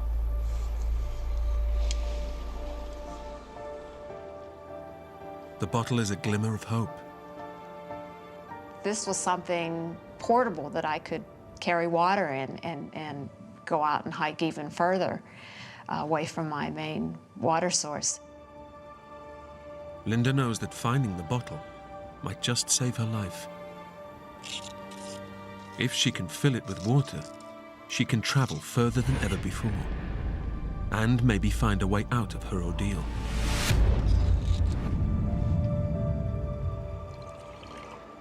It was a process of hours to, get the plastic eyeglass case filled with water and transfer it into the vodka bottle.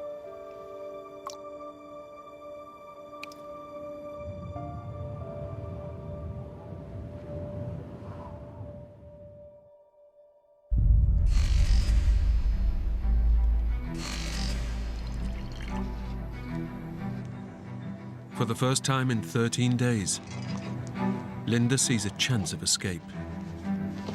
With the bottle full of water, Linda leaves the camp with no intention of returning.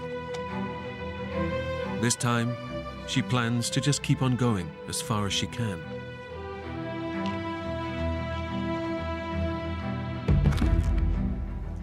I was in a positive mood that day because I was feeling bound and determined that I was going to get out. The realization hit me that I wasn't going to just lie down and give up. I was just 25 years of age, and I had so much life to live yet. I had so much more that I wanted to experience. To give up was just, it wasn't an option at that point. My will to live was greater.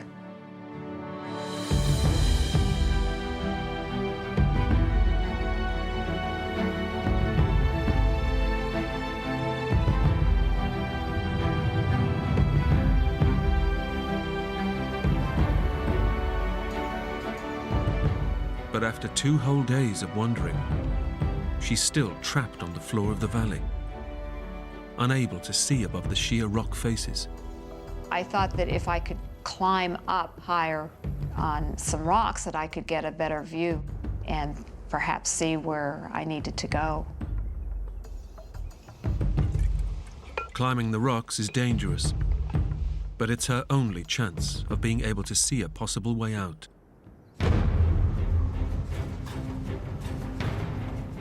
I risked falling and breaking an ankle or something like that. I didn't realize how weak I was because of the lack of food, my coordination wasn't as good as it normally would have been. I was looking for handholds and footholds. Plus, I had this purse hanging off me with the water bottle in it, so I was trying to be careful of that, too.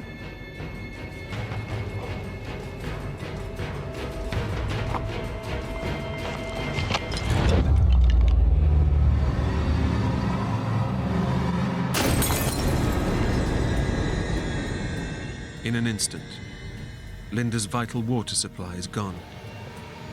Now she has nothing to sustain her in the searing heat of the Grand Canyon.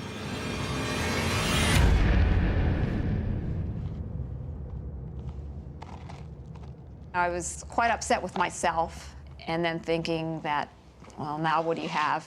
You're away from your water source, and now you've dropped the only bottle of water that you had, and kind of back to square one again. Even though I had lost the bottle of water, I was still determined to get up to the top of this rock so that I could get a better view. But when Linda finally reaches the top of the plateau,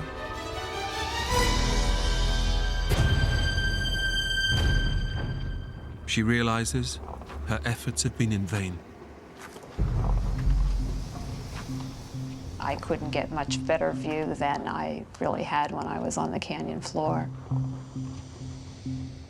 The area is just vast, just all these little side canyons, and really nothing suggesting any kind of civilization, and just numerous rock formations. Not any kind of landmarks that you could pick out. For the first time in days, Linda discovers she's not alone in the canyon. Seeing those wild horses, I thought, well, if there's animals down here, where are they getting their water? The other hopeful thing was that if there's horses, then maybe there would be men that were hurting them or whatever. In the barren landscape, this sign of life gives Linda renewed faith.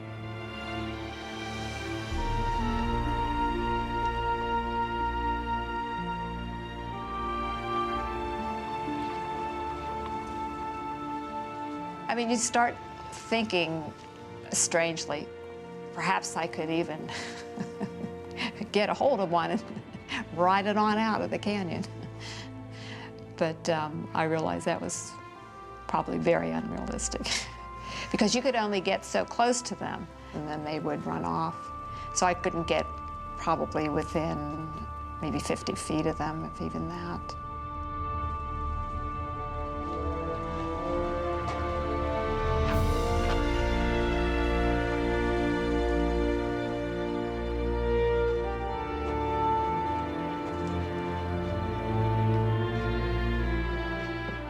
Once more, Linda is alone.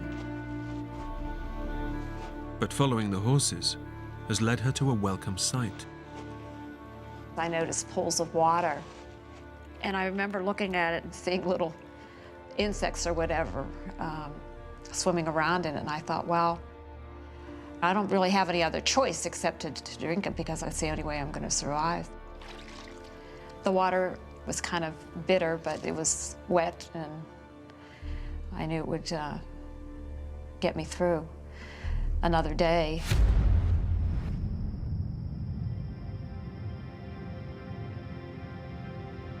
As night falls, Linda drifts in and out of consciousness and is haunted by nightmares and fear. I had started having dreams of animals coming and eating out my eyes.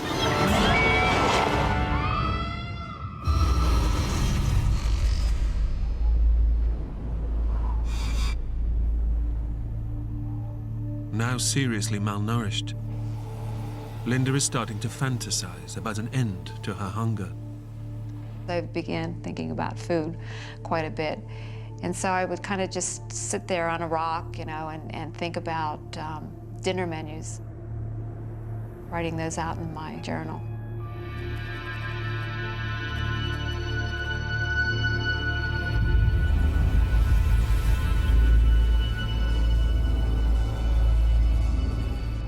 spare ribs and potatoes au gratin, tossed salad, and cauliflower with hollandaise sauce.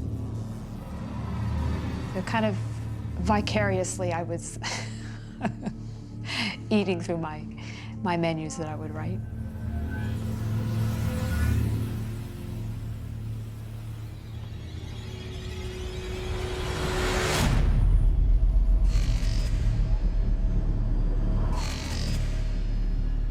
I was sitting there resting, and I decided that I was gonna brush my hair.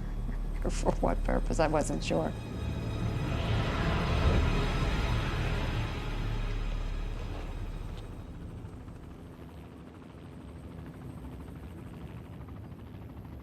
Almost 3 weeks after getting lost, Linda finally hears the sound she's been yearning for. I can hear the wings going around, and I knew it was close. Back in Pittsburgh, when Linda fails to arrive at work, her family finally realizes she's missing, and prompted by the postcard she sent them, they've triggered an aerial search of the canyon. It seems her ordeal is finally over.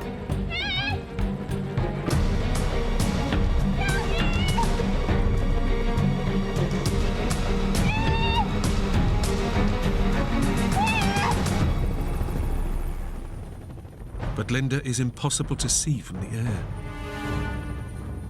It was devastating that they didn't see me, but I could figure out why. Linda realizes that if she can't be seen from the air in the vast canyon, the chances are she'll never be found.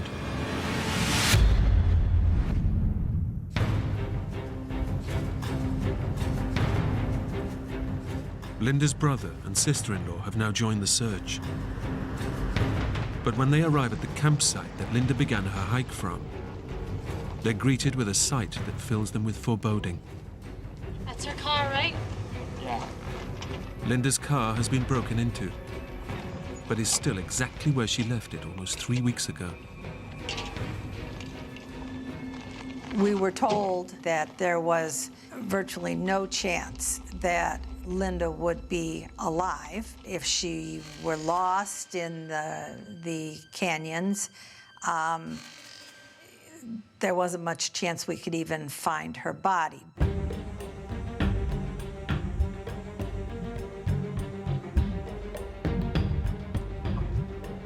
We were on a gruesome kind of mission. The scary part was that all the canyons look the same, and they're not marked by anything except for an occasional old wooden sign.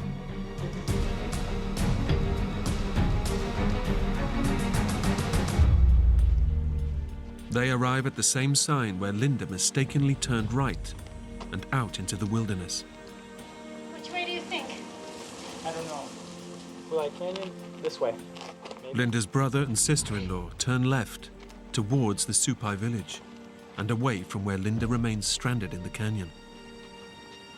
I was afraid for Linda. The chance of survival after being lost in a place like that just seemed so remote.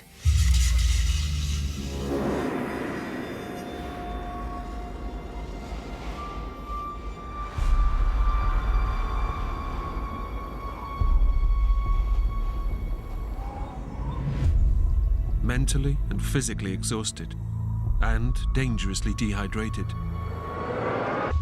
Linda finally gives up all hope of ever getting out alive.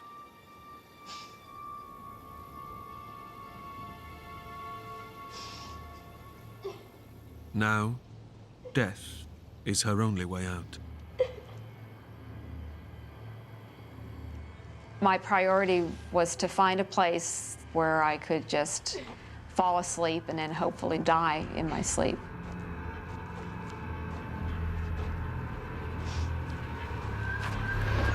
I thought, this is probably going to be it.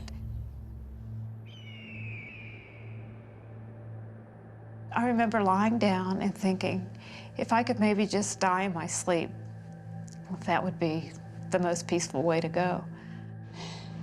I thought, you know, if I don't make it out of here, my parents will never really know what happened. My mother had lost a brother, her baby brother. And, you know, here's a woman that had gone through a lot of trauma in her younger years. And to me, that was kind of devastating to think that they would be going through that. After 19 days, battling to stay alive, Linda finally gives up.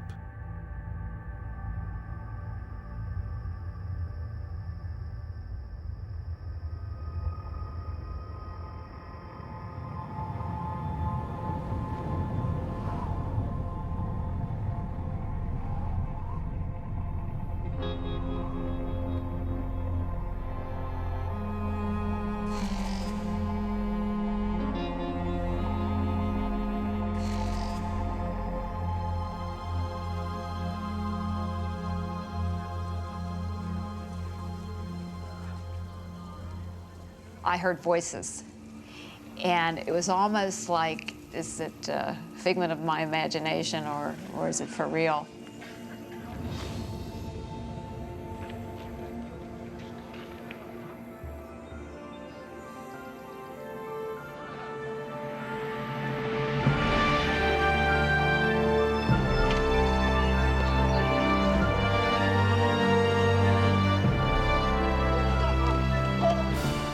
Four Native Americans from the local village had noticed footprints in an area where tourists don't venture, and using traditional tracking methods, have managed to locate Linda in the vast canyon.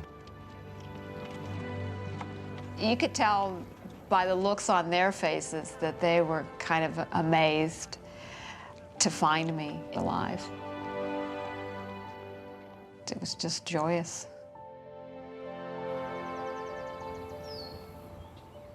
And waiting for her in the nearby Indian village are her brother and sister-in-law. She looked wonderful, and she looked horrible. She was skeletal looking, and she was the color of bricks from the canyon soil.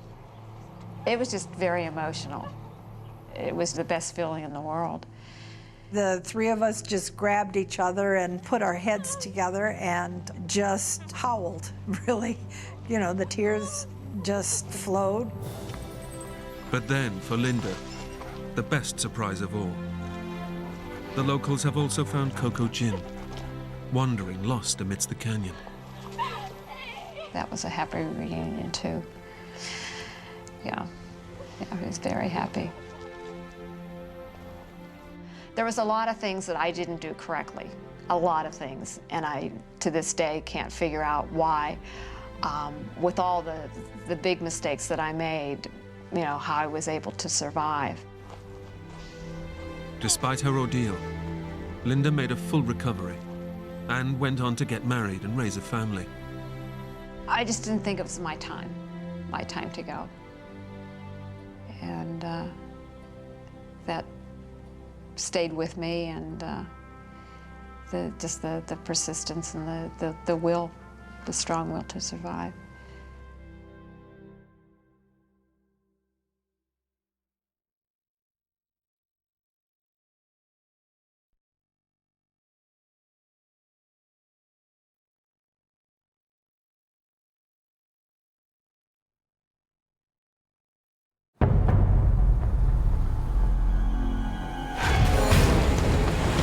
When Steve Callahan's boat sinks in the middle of the Atlantic Ocean, he's stranded in a tiny life raft thousands of miles from land. You're gonna die all alone in the middle of the ocean. I've no hope anymore. For an incredible 76 days, he battles the sea. Whether the shark eats me or not, I'm done. Extreme hunger. Your body starts eating its own muscle. And his own mind. Psychologically, mentally, I was just done. In an epic fight to stay alive. I just felt like I was totally doomed.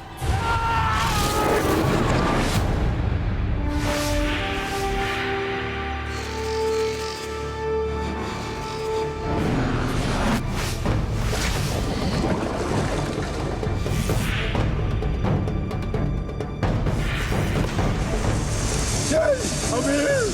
Help!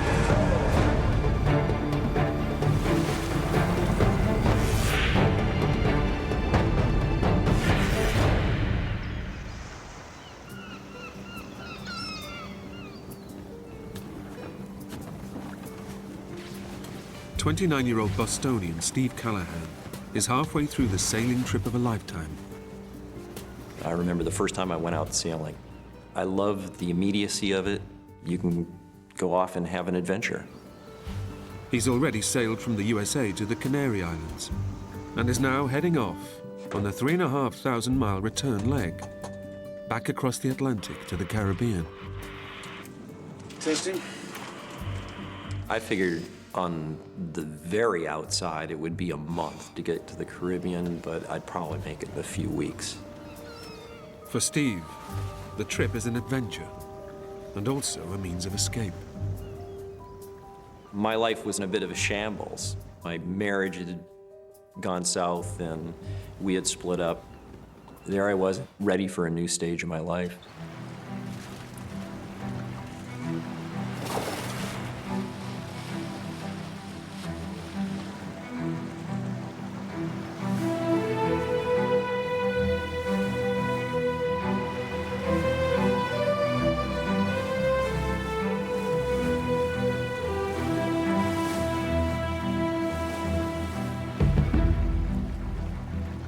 Steve is hoping that isolation on the open seas in his self-built boat will help him leave a difficult year behind.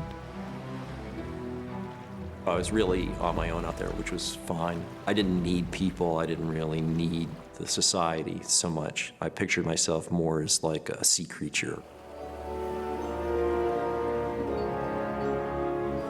In Steve's first week at sea, weather conditions could hardly be better.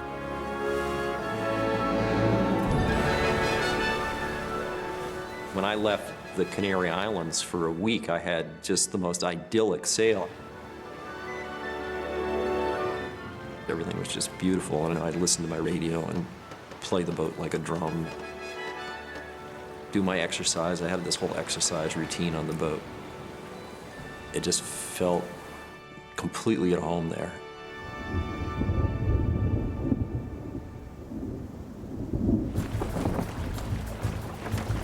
But 800 miles and 1 week out into the mid-Atlantic, the weather begins to change.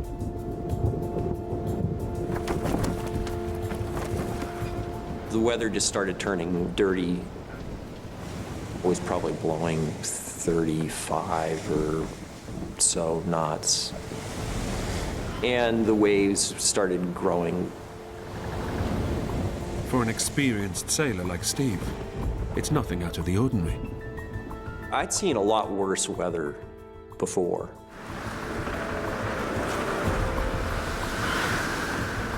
And so I figured, well, it'll probably be a day or two and this will scoot by.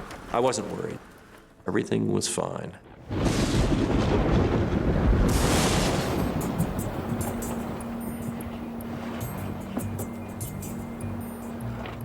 As night falls and the rough weather continues, Steve switches on the autopilot and beds down for the night.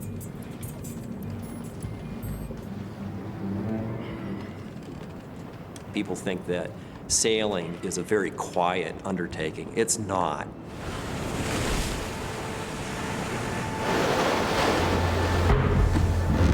Big waves are slamming against the side of the boat. You get this quite jerky motion, but I was still able to kind of lie down, and I was kind of half asleep.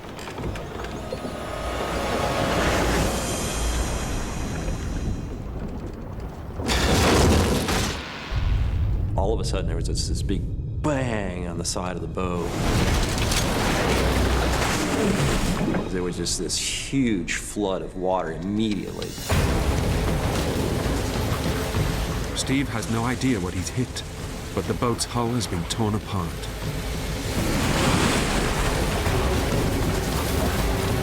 The water was rising very, very quickly. Within seconds, the water is above his head. I just thought, this boat is going to be underwater. I'm going right to the bottom. Steve's boat is sinking. He knows he has seconds to get to the life raft up on deck.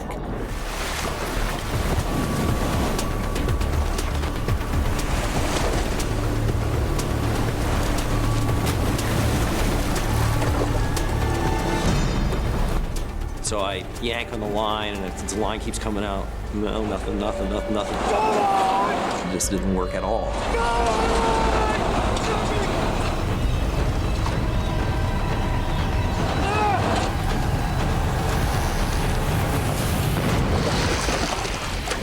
Finally, boom, it pops open.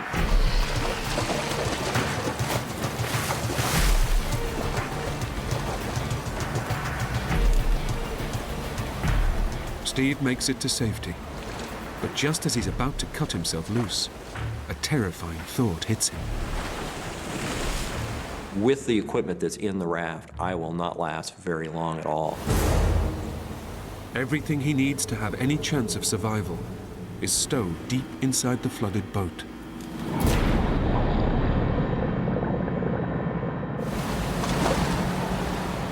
It was essential that I go back on the boat and dive down and get equipment. Even though I realized that the boat could slip under the waves at any moment. Against every instinct, he knows he has no option but to dive back down into the sinking boat.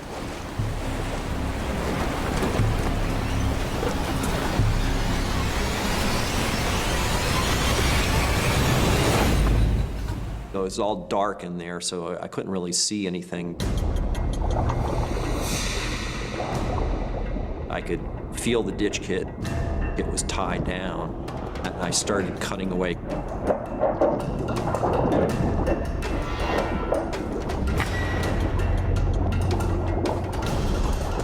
Steve frees his emergency supply kit. But just as he makes it to the exit hatch, the hatch slammed closed. The boat's covered with water. I'm going down. I thought that was it. If I don't get out of here right now, I am going to die. There's 100% certainty of that.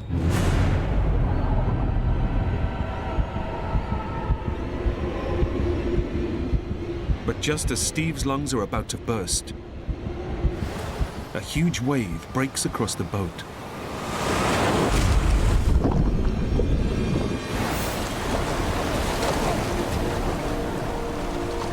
All of a sudden, there's air. It was a huge, huge relief. With only seconds to spare, Steve escapes, clutching his vital emergency supplies. I jumped into the raft and I saw that I was drifting away from the boat. Steve can only watch as he drifts away from not just his boat, but also his dream.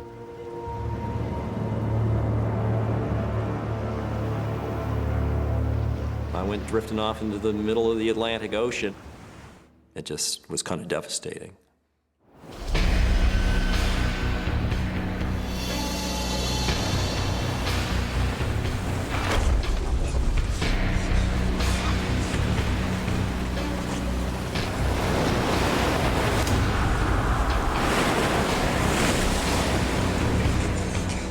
That first night, it blew hard. Really cold and really wet and really scary. I was shivering a lot and I was worried about dying of hypothermia. I might not make it till the morning.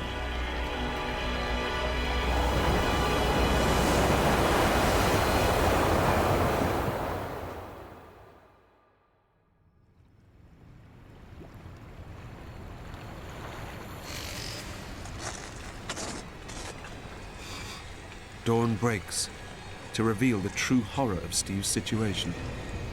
His boat is gone, and he is alone in the middle of the Atlantic.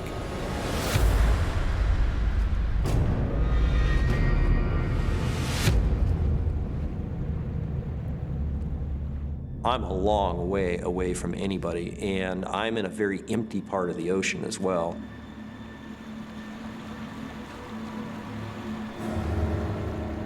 I am just this teeny little thing surrounded by this immensity of sea. It was kind of overpowering. Steve has no means of communication and knows that no one will be looking for him. I told people at home, I gave them 5 or 6 weeks after I left the Canary Islands as being, you know, don't worry about me if I don't show up this time. Steve calculates he's 1,000 miles from land and completely at the mercy of wind and currents as they push him further westwards, out into the ocean. I was in a place where there was basically no shipping, and I really needed to get to the shipping lanes to have any chance of being picked up at all. Steve estimates that the shipping lanes are 350 miles further west. But even if the winds still push him in the same direction, it will take him at least 2 weeks to get there. And he only has a tiny supply of emergency drinking water. I was worried. I had 8 pints of water, which theoretically was good enough for maybe 8 days. Without enough water, he has almost no chance of making the shipping lanes alive. It's a great irony that the world's biggest desert actually is the ocean. You can't drink any of the water there. There's no shade, and my chances of survival were almost hopeless.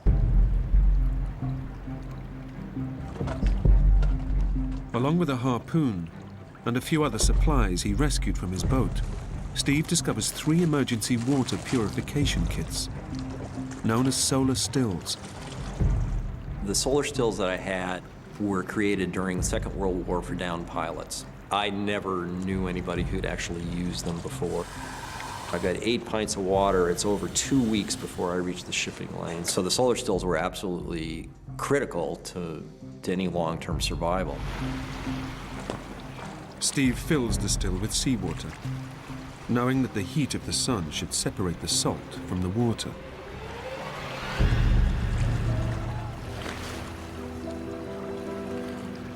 I'd have, half hour, I've got a whole bag of water.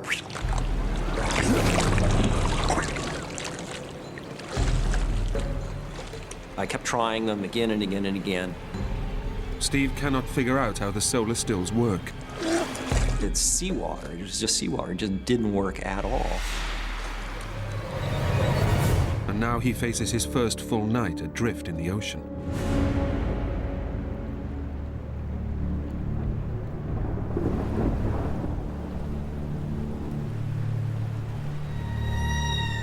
I was desperately lonesome, and there was no part of this that was not kind of a hellish experience.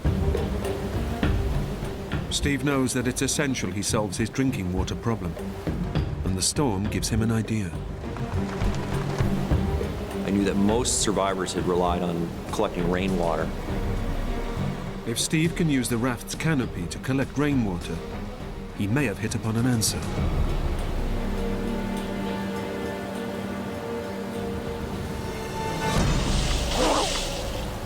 It was pretty much like drinking somebody's vomit. It was just so awful, it was undrinkable. The orange pigment from the canopy contaminates the water. I decided I'm never going to drink the water off the canopy. It was just too dangerous.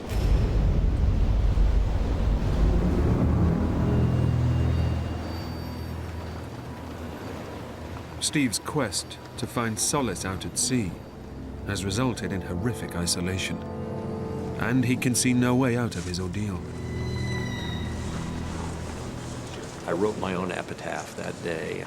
My name is Stephen Callahan. I was shipwrecked at approximately this position. I am drifting in a 6-man raft.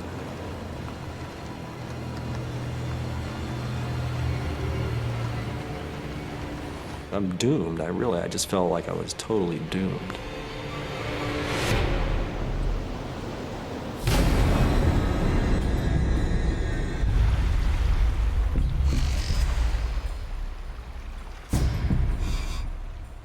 The currents are pushing Steve westwards, towards the shipping lanes, his only chance of rescue. But he's over 2 weeks away, with only enough water to last him a few days. It wasn't going to keep me alive very long. You know, I'm taking a little sip every now and then, hardly even swallowing it, really. It's just being more absorbed. I'm getting really thirsty.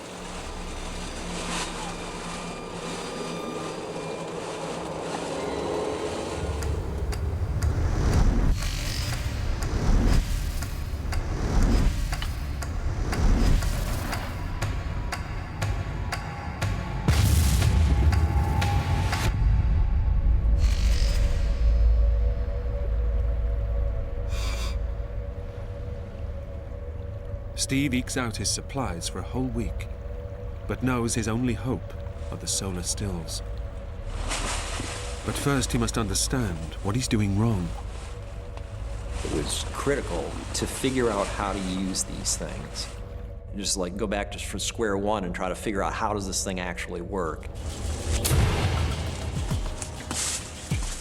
It's a drastic step, but he decides to rip one of his 3 precious stills apart, in the hope that he can work out how to make them produce fresh water. Right. And then it finally dawned on me, it had to be inflated just the right amount.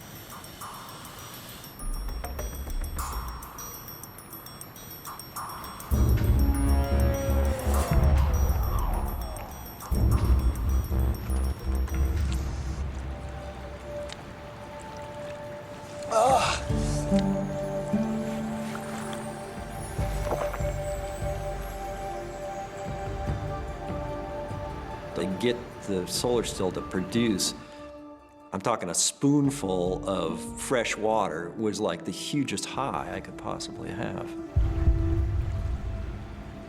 Steve now has a tiny supply of water. But after 7 days at sea, he faces yet another problem. He's run out of food. I was really hungry, just like really struck me how desperate I had become. There's no way I'm gonna live out here.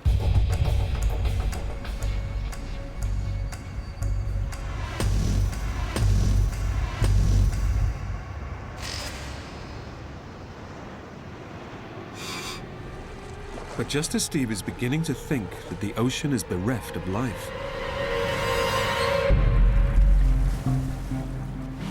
immediately my heart kind of jumped in my throat. There are fish here.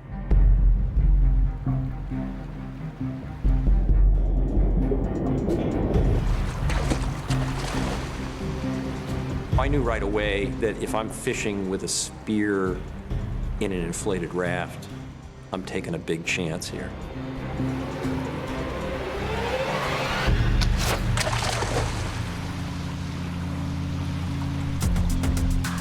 I kept trying and nothing would work. I just couldn't spear one. It was very frustrating. Steve spends the whole day trying to catch fish. But just as he thinks he may finally succeed,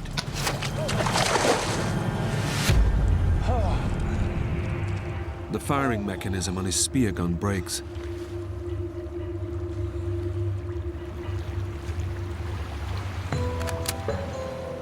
Now, I don't have a range of 6 feet, possibly. I have a range of about 18 inches.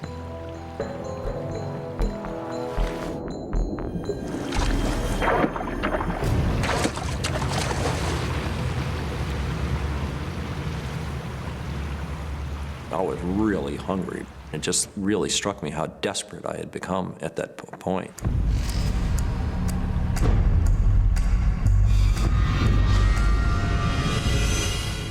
For days, Steve continues to try and catch fish, but to no avail.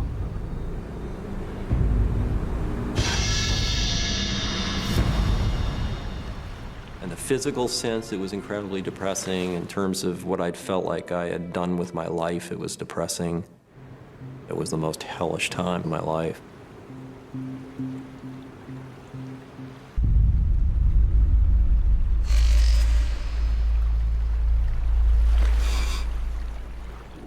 All Steve's attempts to catch fish have failed. But if he gives up, he'll die of starvation. I knew that this was not going to be easy.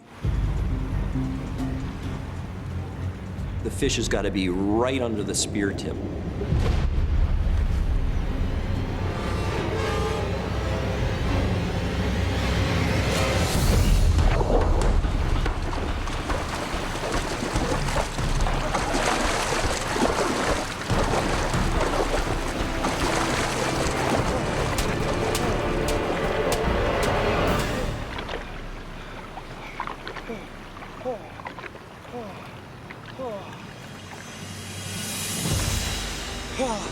Yes!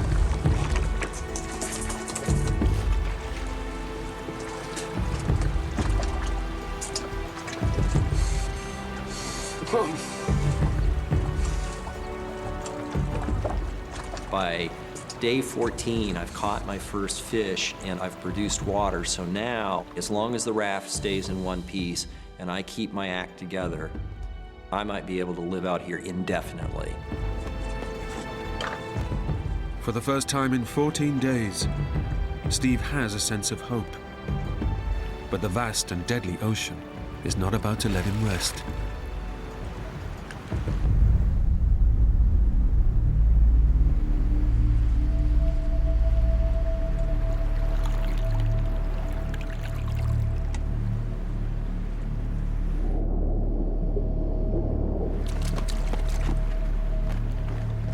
All of a sudden, flop, flop, flop, flop, flop against the bottom of the raft in the middle of the night.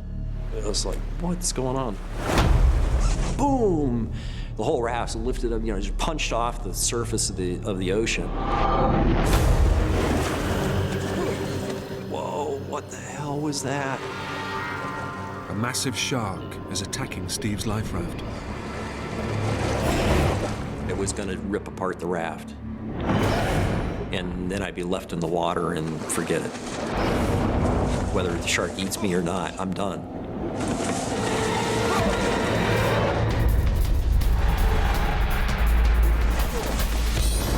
I was so freaked out about it. I thought for sure that was gonna be it. I was being attacked. This thing was really whacking away at the raft.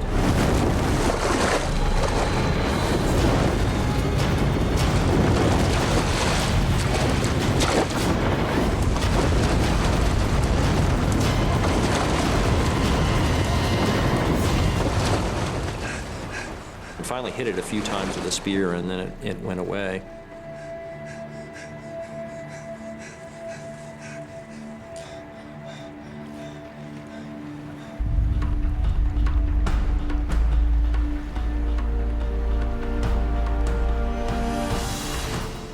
There's a ship right there on the horizon, right in front of me. And I thought, this is it.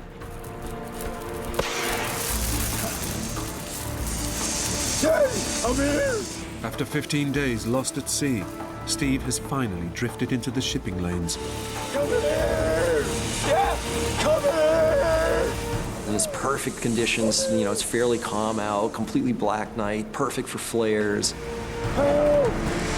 Help! It looks like the ship's coming for me. It keeps steaming towards me and steaming towards me, and I was convinced that it had seen me. And it was close enough I could smell the diesel in the air. To Steve's utter elation, rescue has come at last. Cheers!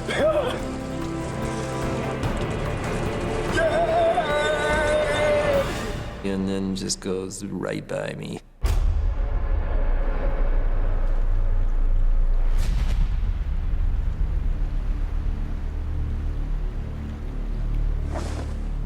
I'm sitting there rocking in its wake after it went by. I was most disappointed in myself because I knew that that was probably going to be the case with the ship. It's really, really hard to see something at sea, even if you know it's there and you're looking for it. So if you're not looking for it, it's really hard to be seen. Steve is once again left alone in the ocean. But at least now, he has the real hope of being spotted by passing ships.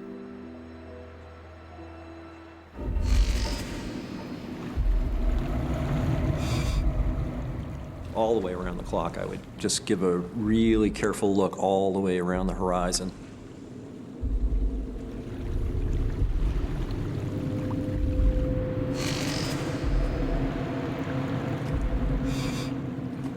Every morning was a bit of hope, and then every afternoon was like the depths of fatigue and despair.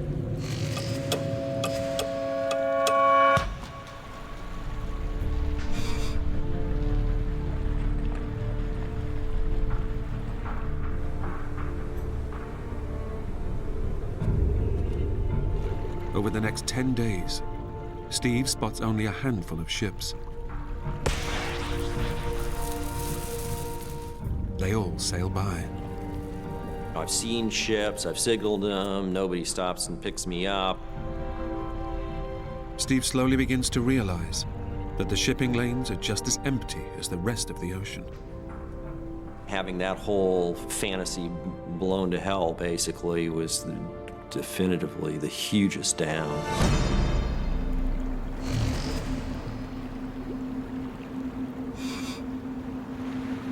After a month at sea, Steve has drifted right through the shipping lanes, unnoticed. And back home, nobody even knows he's missing. So pulled with emotions. That was the first time I cried. It was like, this is the state of my life.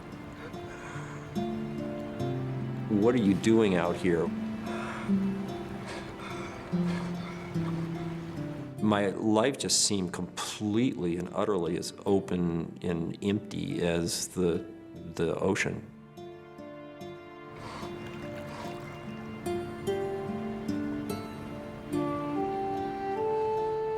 Steve has drifted an epic 700 miles, but now faces a devastating new reality.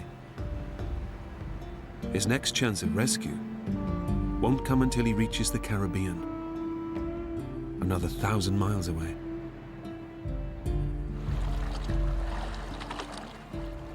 At first, I never thought I'd even reach the shipping lanes. So thinking about getting all the way to the islands, which was, way beyond the shipping lanes, was not even conceivable to me. But if Steve is going to survive, he knows there's no time for self-pity. I was discovering I was way more resilient than I ever thought I could be. I'm on my own. Nobody's going to pick me up. I've got to reach the islands now. Count on yourself. Count on keeping your boat together and keep your act together and continuing your voyage. Steve is still averaging 25 miles a day. But checking his charts again, a terrible thought dawns on him. If he drifts any further north, he'll miss the Caribbean completely and be swept back into the mid-Atlantic.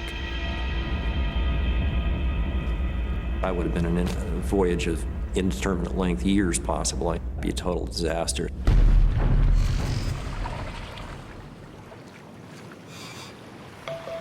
But conditions aboard the raft are also placing Steve's survival in serious doubt.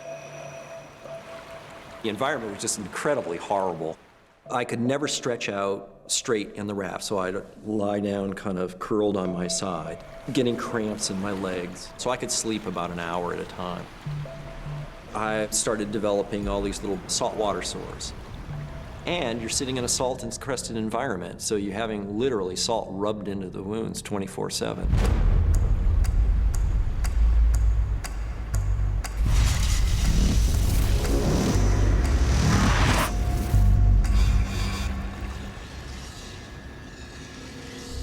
Steve now drifts into tropical waters, and it's getting hotter. His body is desperate for more water than the 2 remaining solar stills can produce. The dehydration is just agonizing. Dying to get a drop where, I'm looking at the solar still and watching these drops come down in a spoonful of water. If somebody come along and said, well, you got a choice. You can have this cup of water, but we have to take your hand for it. Which do you want? I'd probably say, take the hand.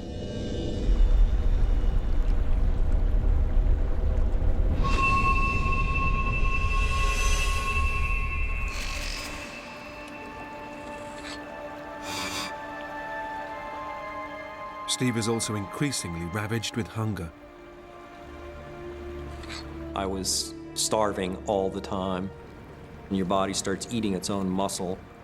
As a result, I was getting skinnier and more desperate. There's just this great emptiness that can never be filled up.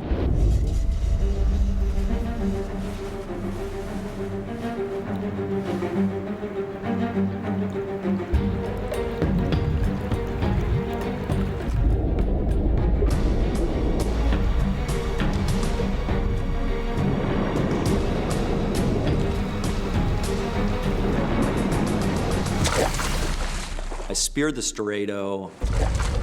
But just as he thinks he's landed a fish, It went right through it, and the Dorado just busted the end of the spear off. And the Dorado just rolled over and ran along the bottom tubes. It was just like one of these, oh my God, moments. There was a horrible sound, and it was just like, all these bubbles coming out. And the thing just deflated really, really quickly. The impaled fish has punctured the life raft. Steve is now sinking into the ocean. And I knew I was in serious, serious trouble.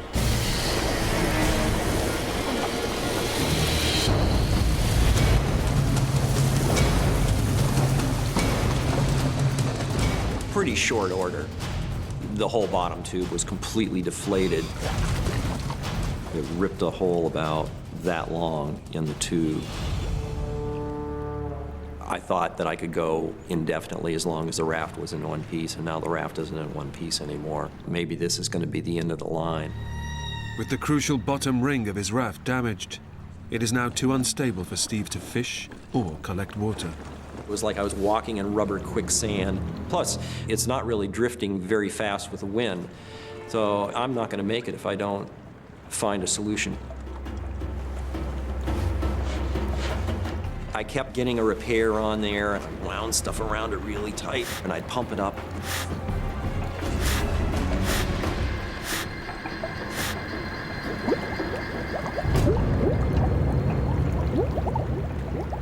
I kept doing it again and again and again for days.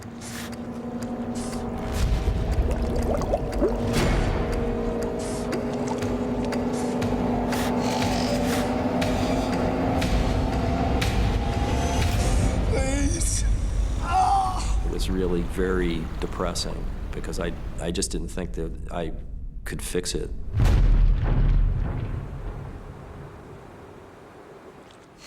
Steve knows the punctured raft is a disaster. He's going slower, wasting precious calories pumping it up, and now faces an even bigger problem. I started consuming both water and the fish that was hanging to dry. I was unable to renew that stock while the bottom was deflated. I imagine it wouldn't have been a whole lot longer before I would have died.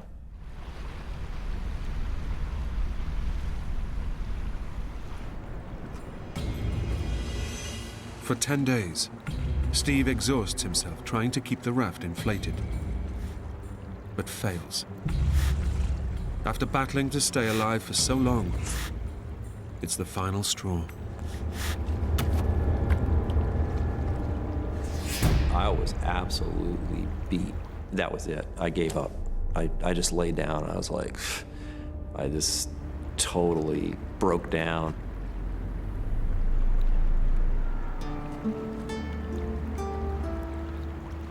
You're gonna die all alone in the middle of the ocean. You've never done anything successful in your life. I only had failed marriage, failed relationships. I'd never really given enough of myself to anybody. I just wasted a life. Starving, thirsty, and without hope, Steve feels that death is now a certainty.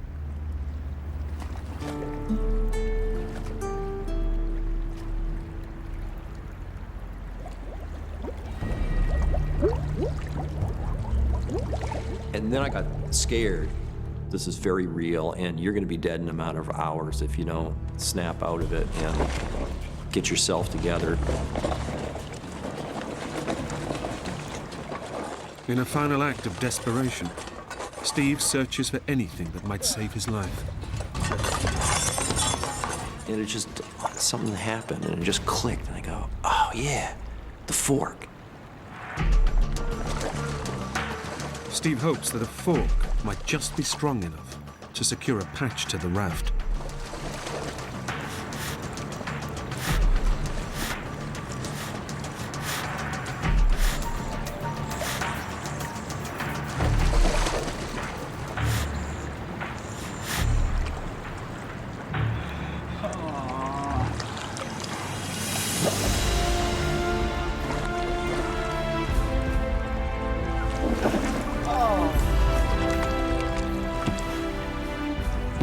Jump around and jump for joy or anything, but that was just like the hugest victory of my life.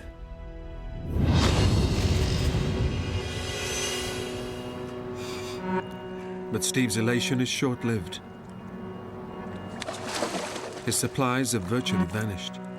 He's still hundreds of miles from land, and his body is desperately weak. Well, yeah, I got out of that, but now what? I'm still doomed. There's a day off your life. There's another day off your life. I really didn't think I was gonna make it.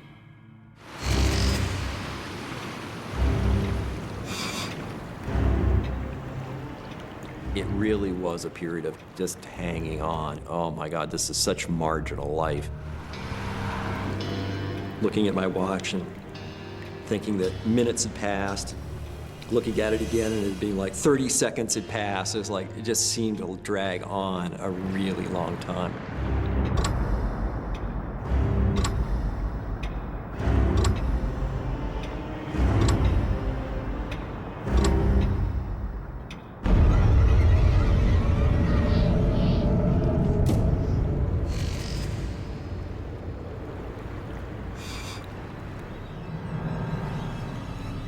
After 66 days alone, Steve's final lifeline is gone.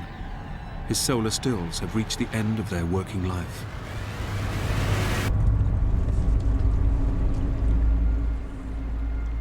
The cloth on the bottom is rotted out. It's going to be totally useless. There's no way to repair it. His only means of producing drinking water is now gone. I just figured this really is it. You know, I have no hope anymore. It was ending.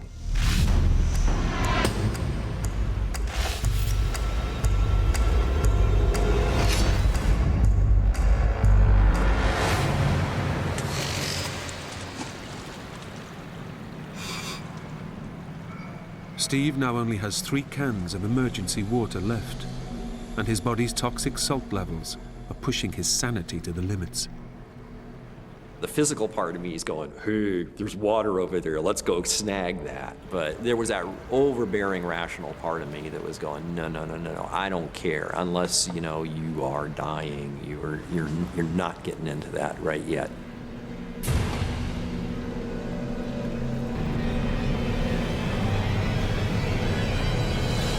This is a view of heaven from a seat in hell.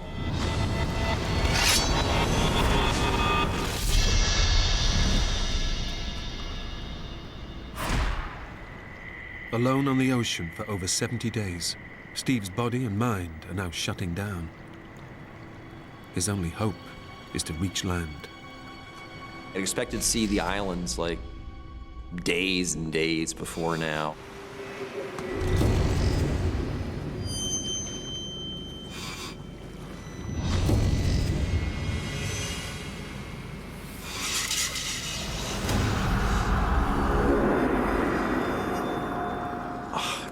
I should be reaching the islands. I should be seeing some sign of reaching the islands. But then Steve has a shocking realization. If he's miscalculated his position, currents will sweep him back into mid-ocean and certain doom. Maybe I'm way north of the islands, next stop England, you know, 8 months from now.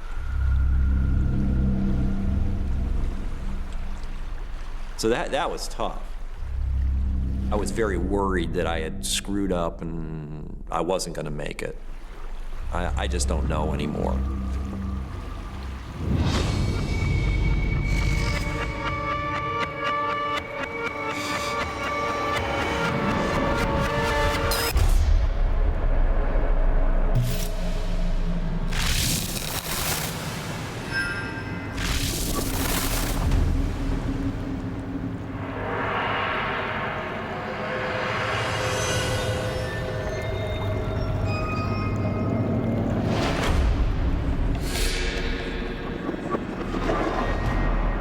Maybe I'm dead. I've never been dead before. Maybe this is what it's like, and this is what I deserve for my shabby life, and maybe I'm just gonna be floating around out here forever. I felt all the hopelessness of people who'd been adrift at sea before and never came back, and nobody ever knew what happened to them. And here I was amongst them, and I could kind of feel them all around me. It just was a horribly desperate feeling.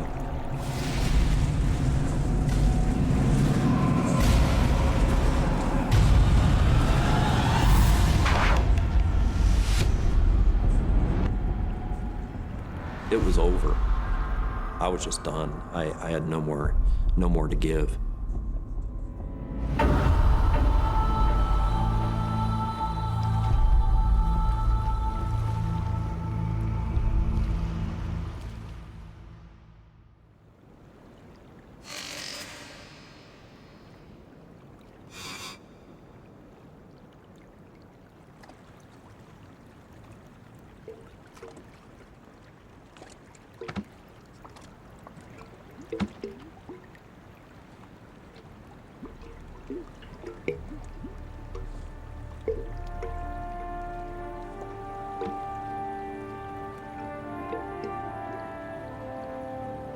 All of a sudden, it was like all kinds of crates and bottles and plastic. To me, that was the first definitive sign that I was coming into changes. I'm gonna see something.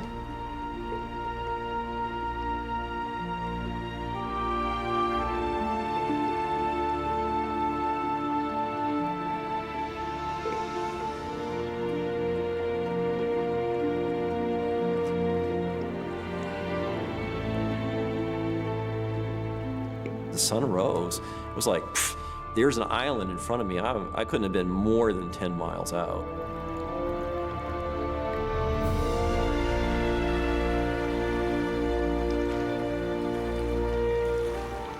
To see the green of the island was like, oh, it was it was intense.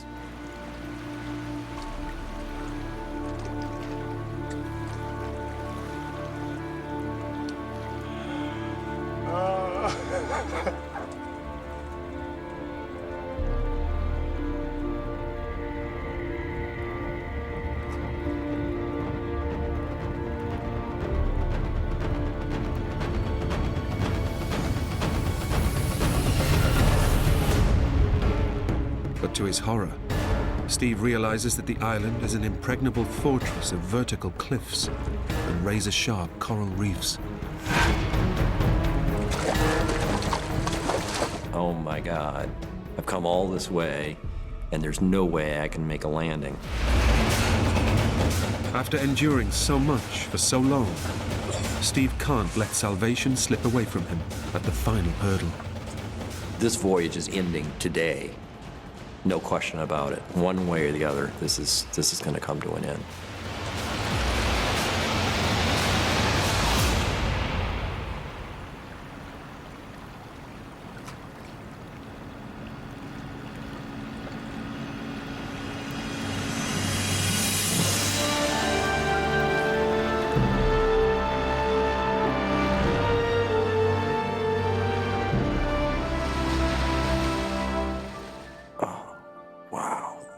That's great. Somebody's actually, I couldn't believe somebody was actually out there.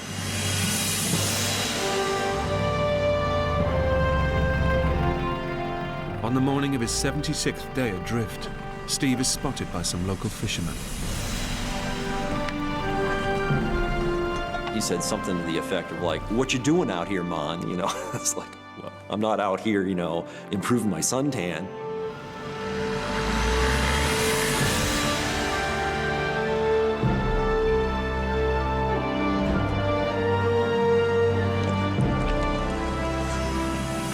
My senses were like plugged into an electric circuit somehow. They were all amplified so that every color was like really, really vibrant and every smell was really, really intense.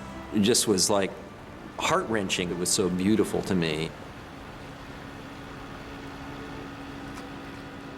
Having endured 76 days in his tiny raft, Steve's leg muscles have atrophied and he weighs just 100 pounds.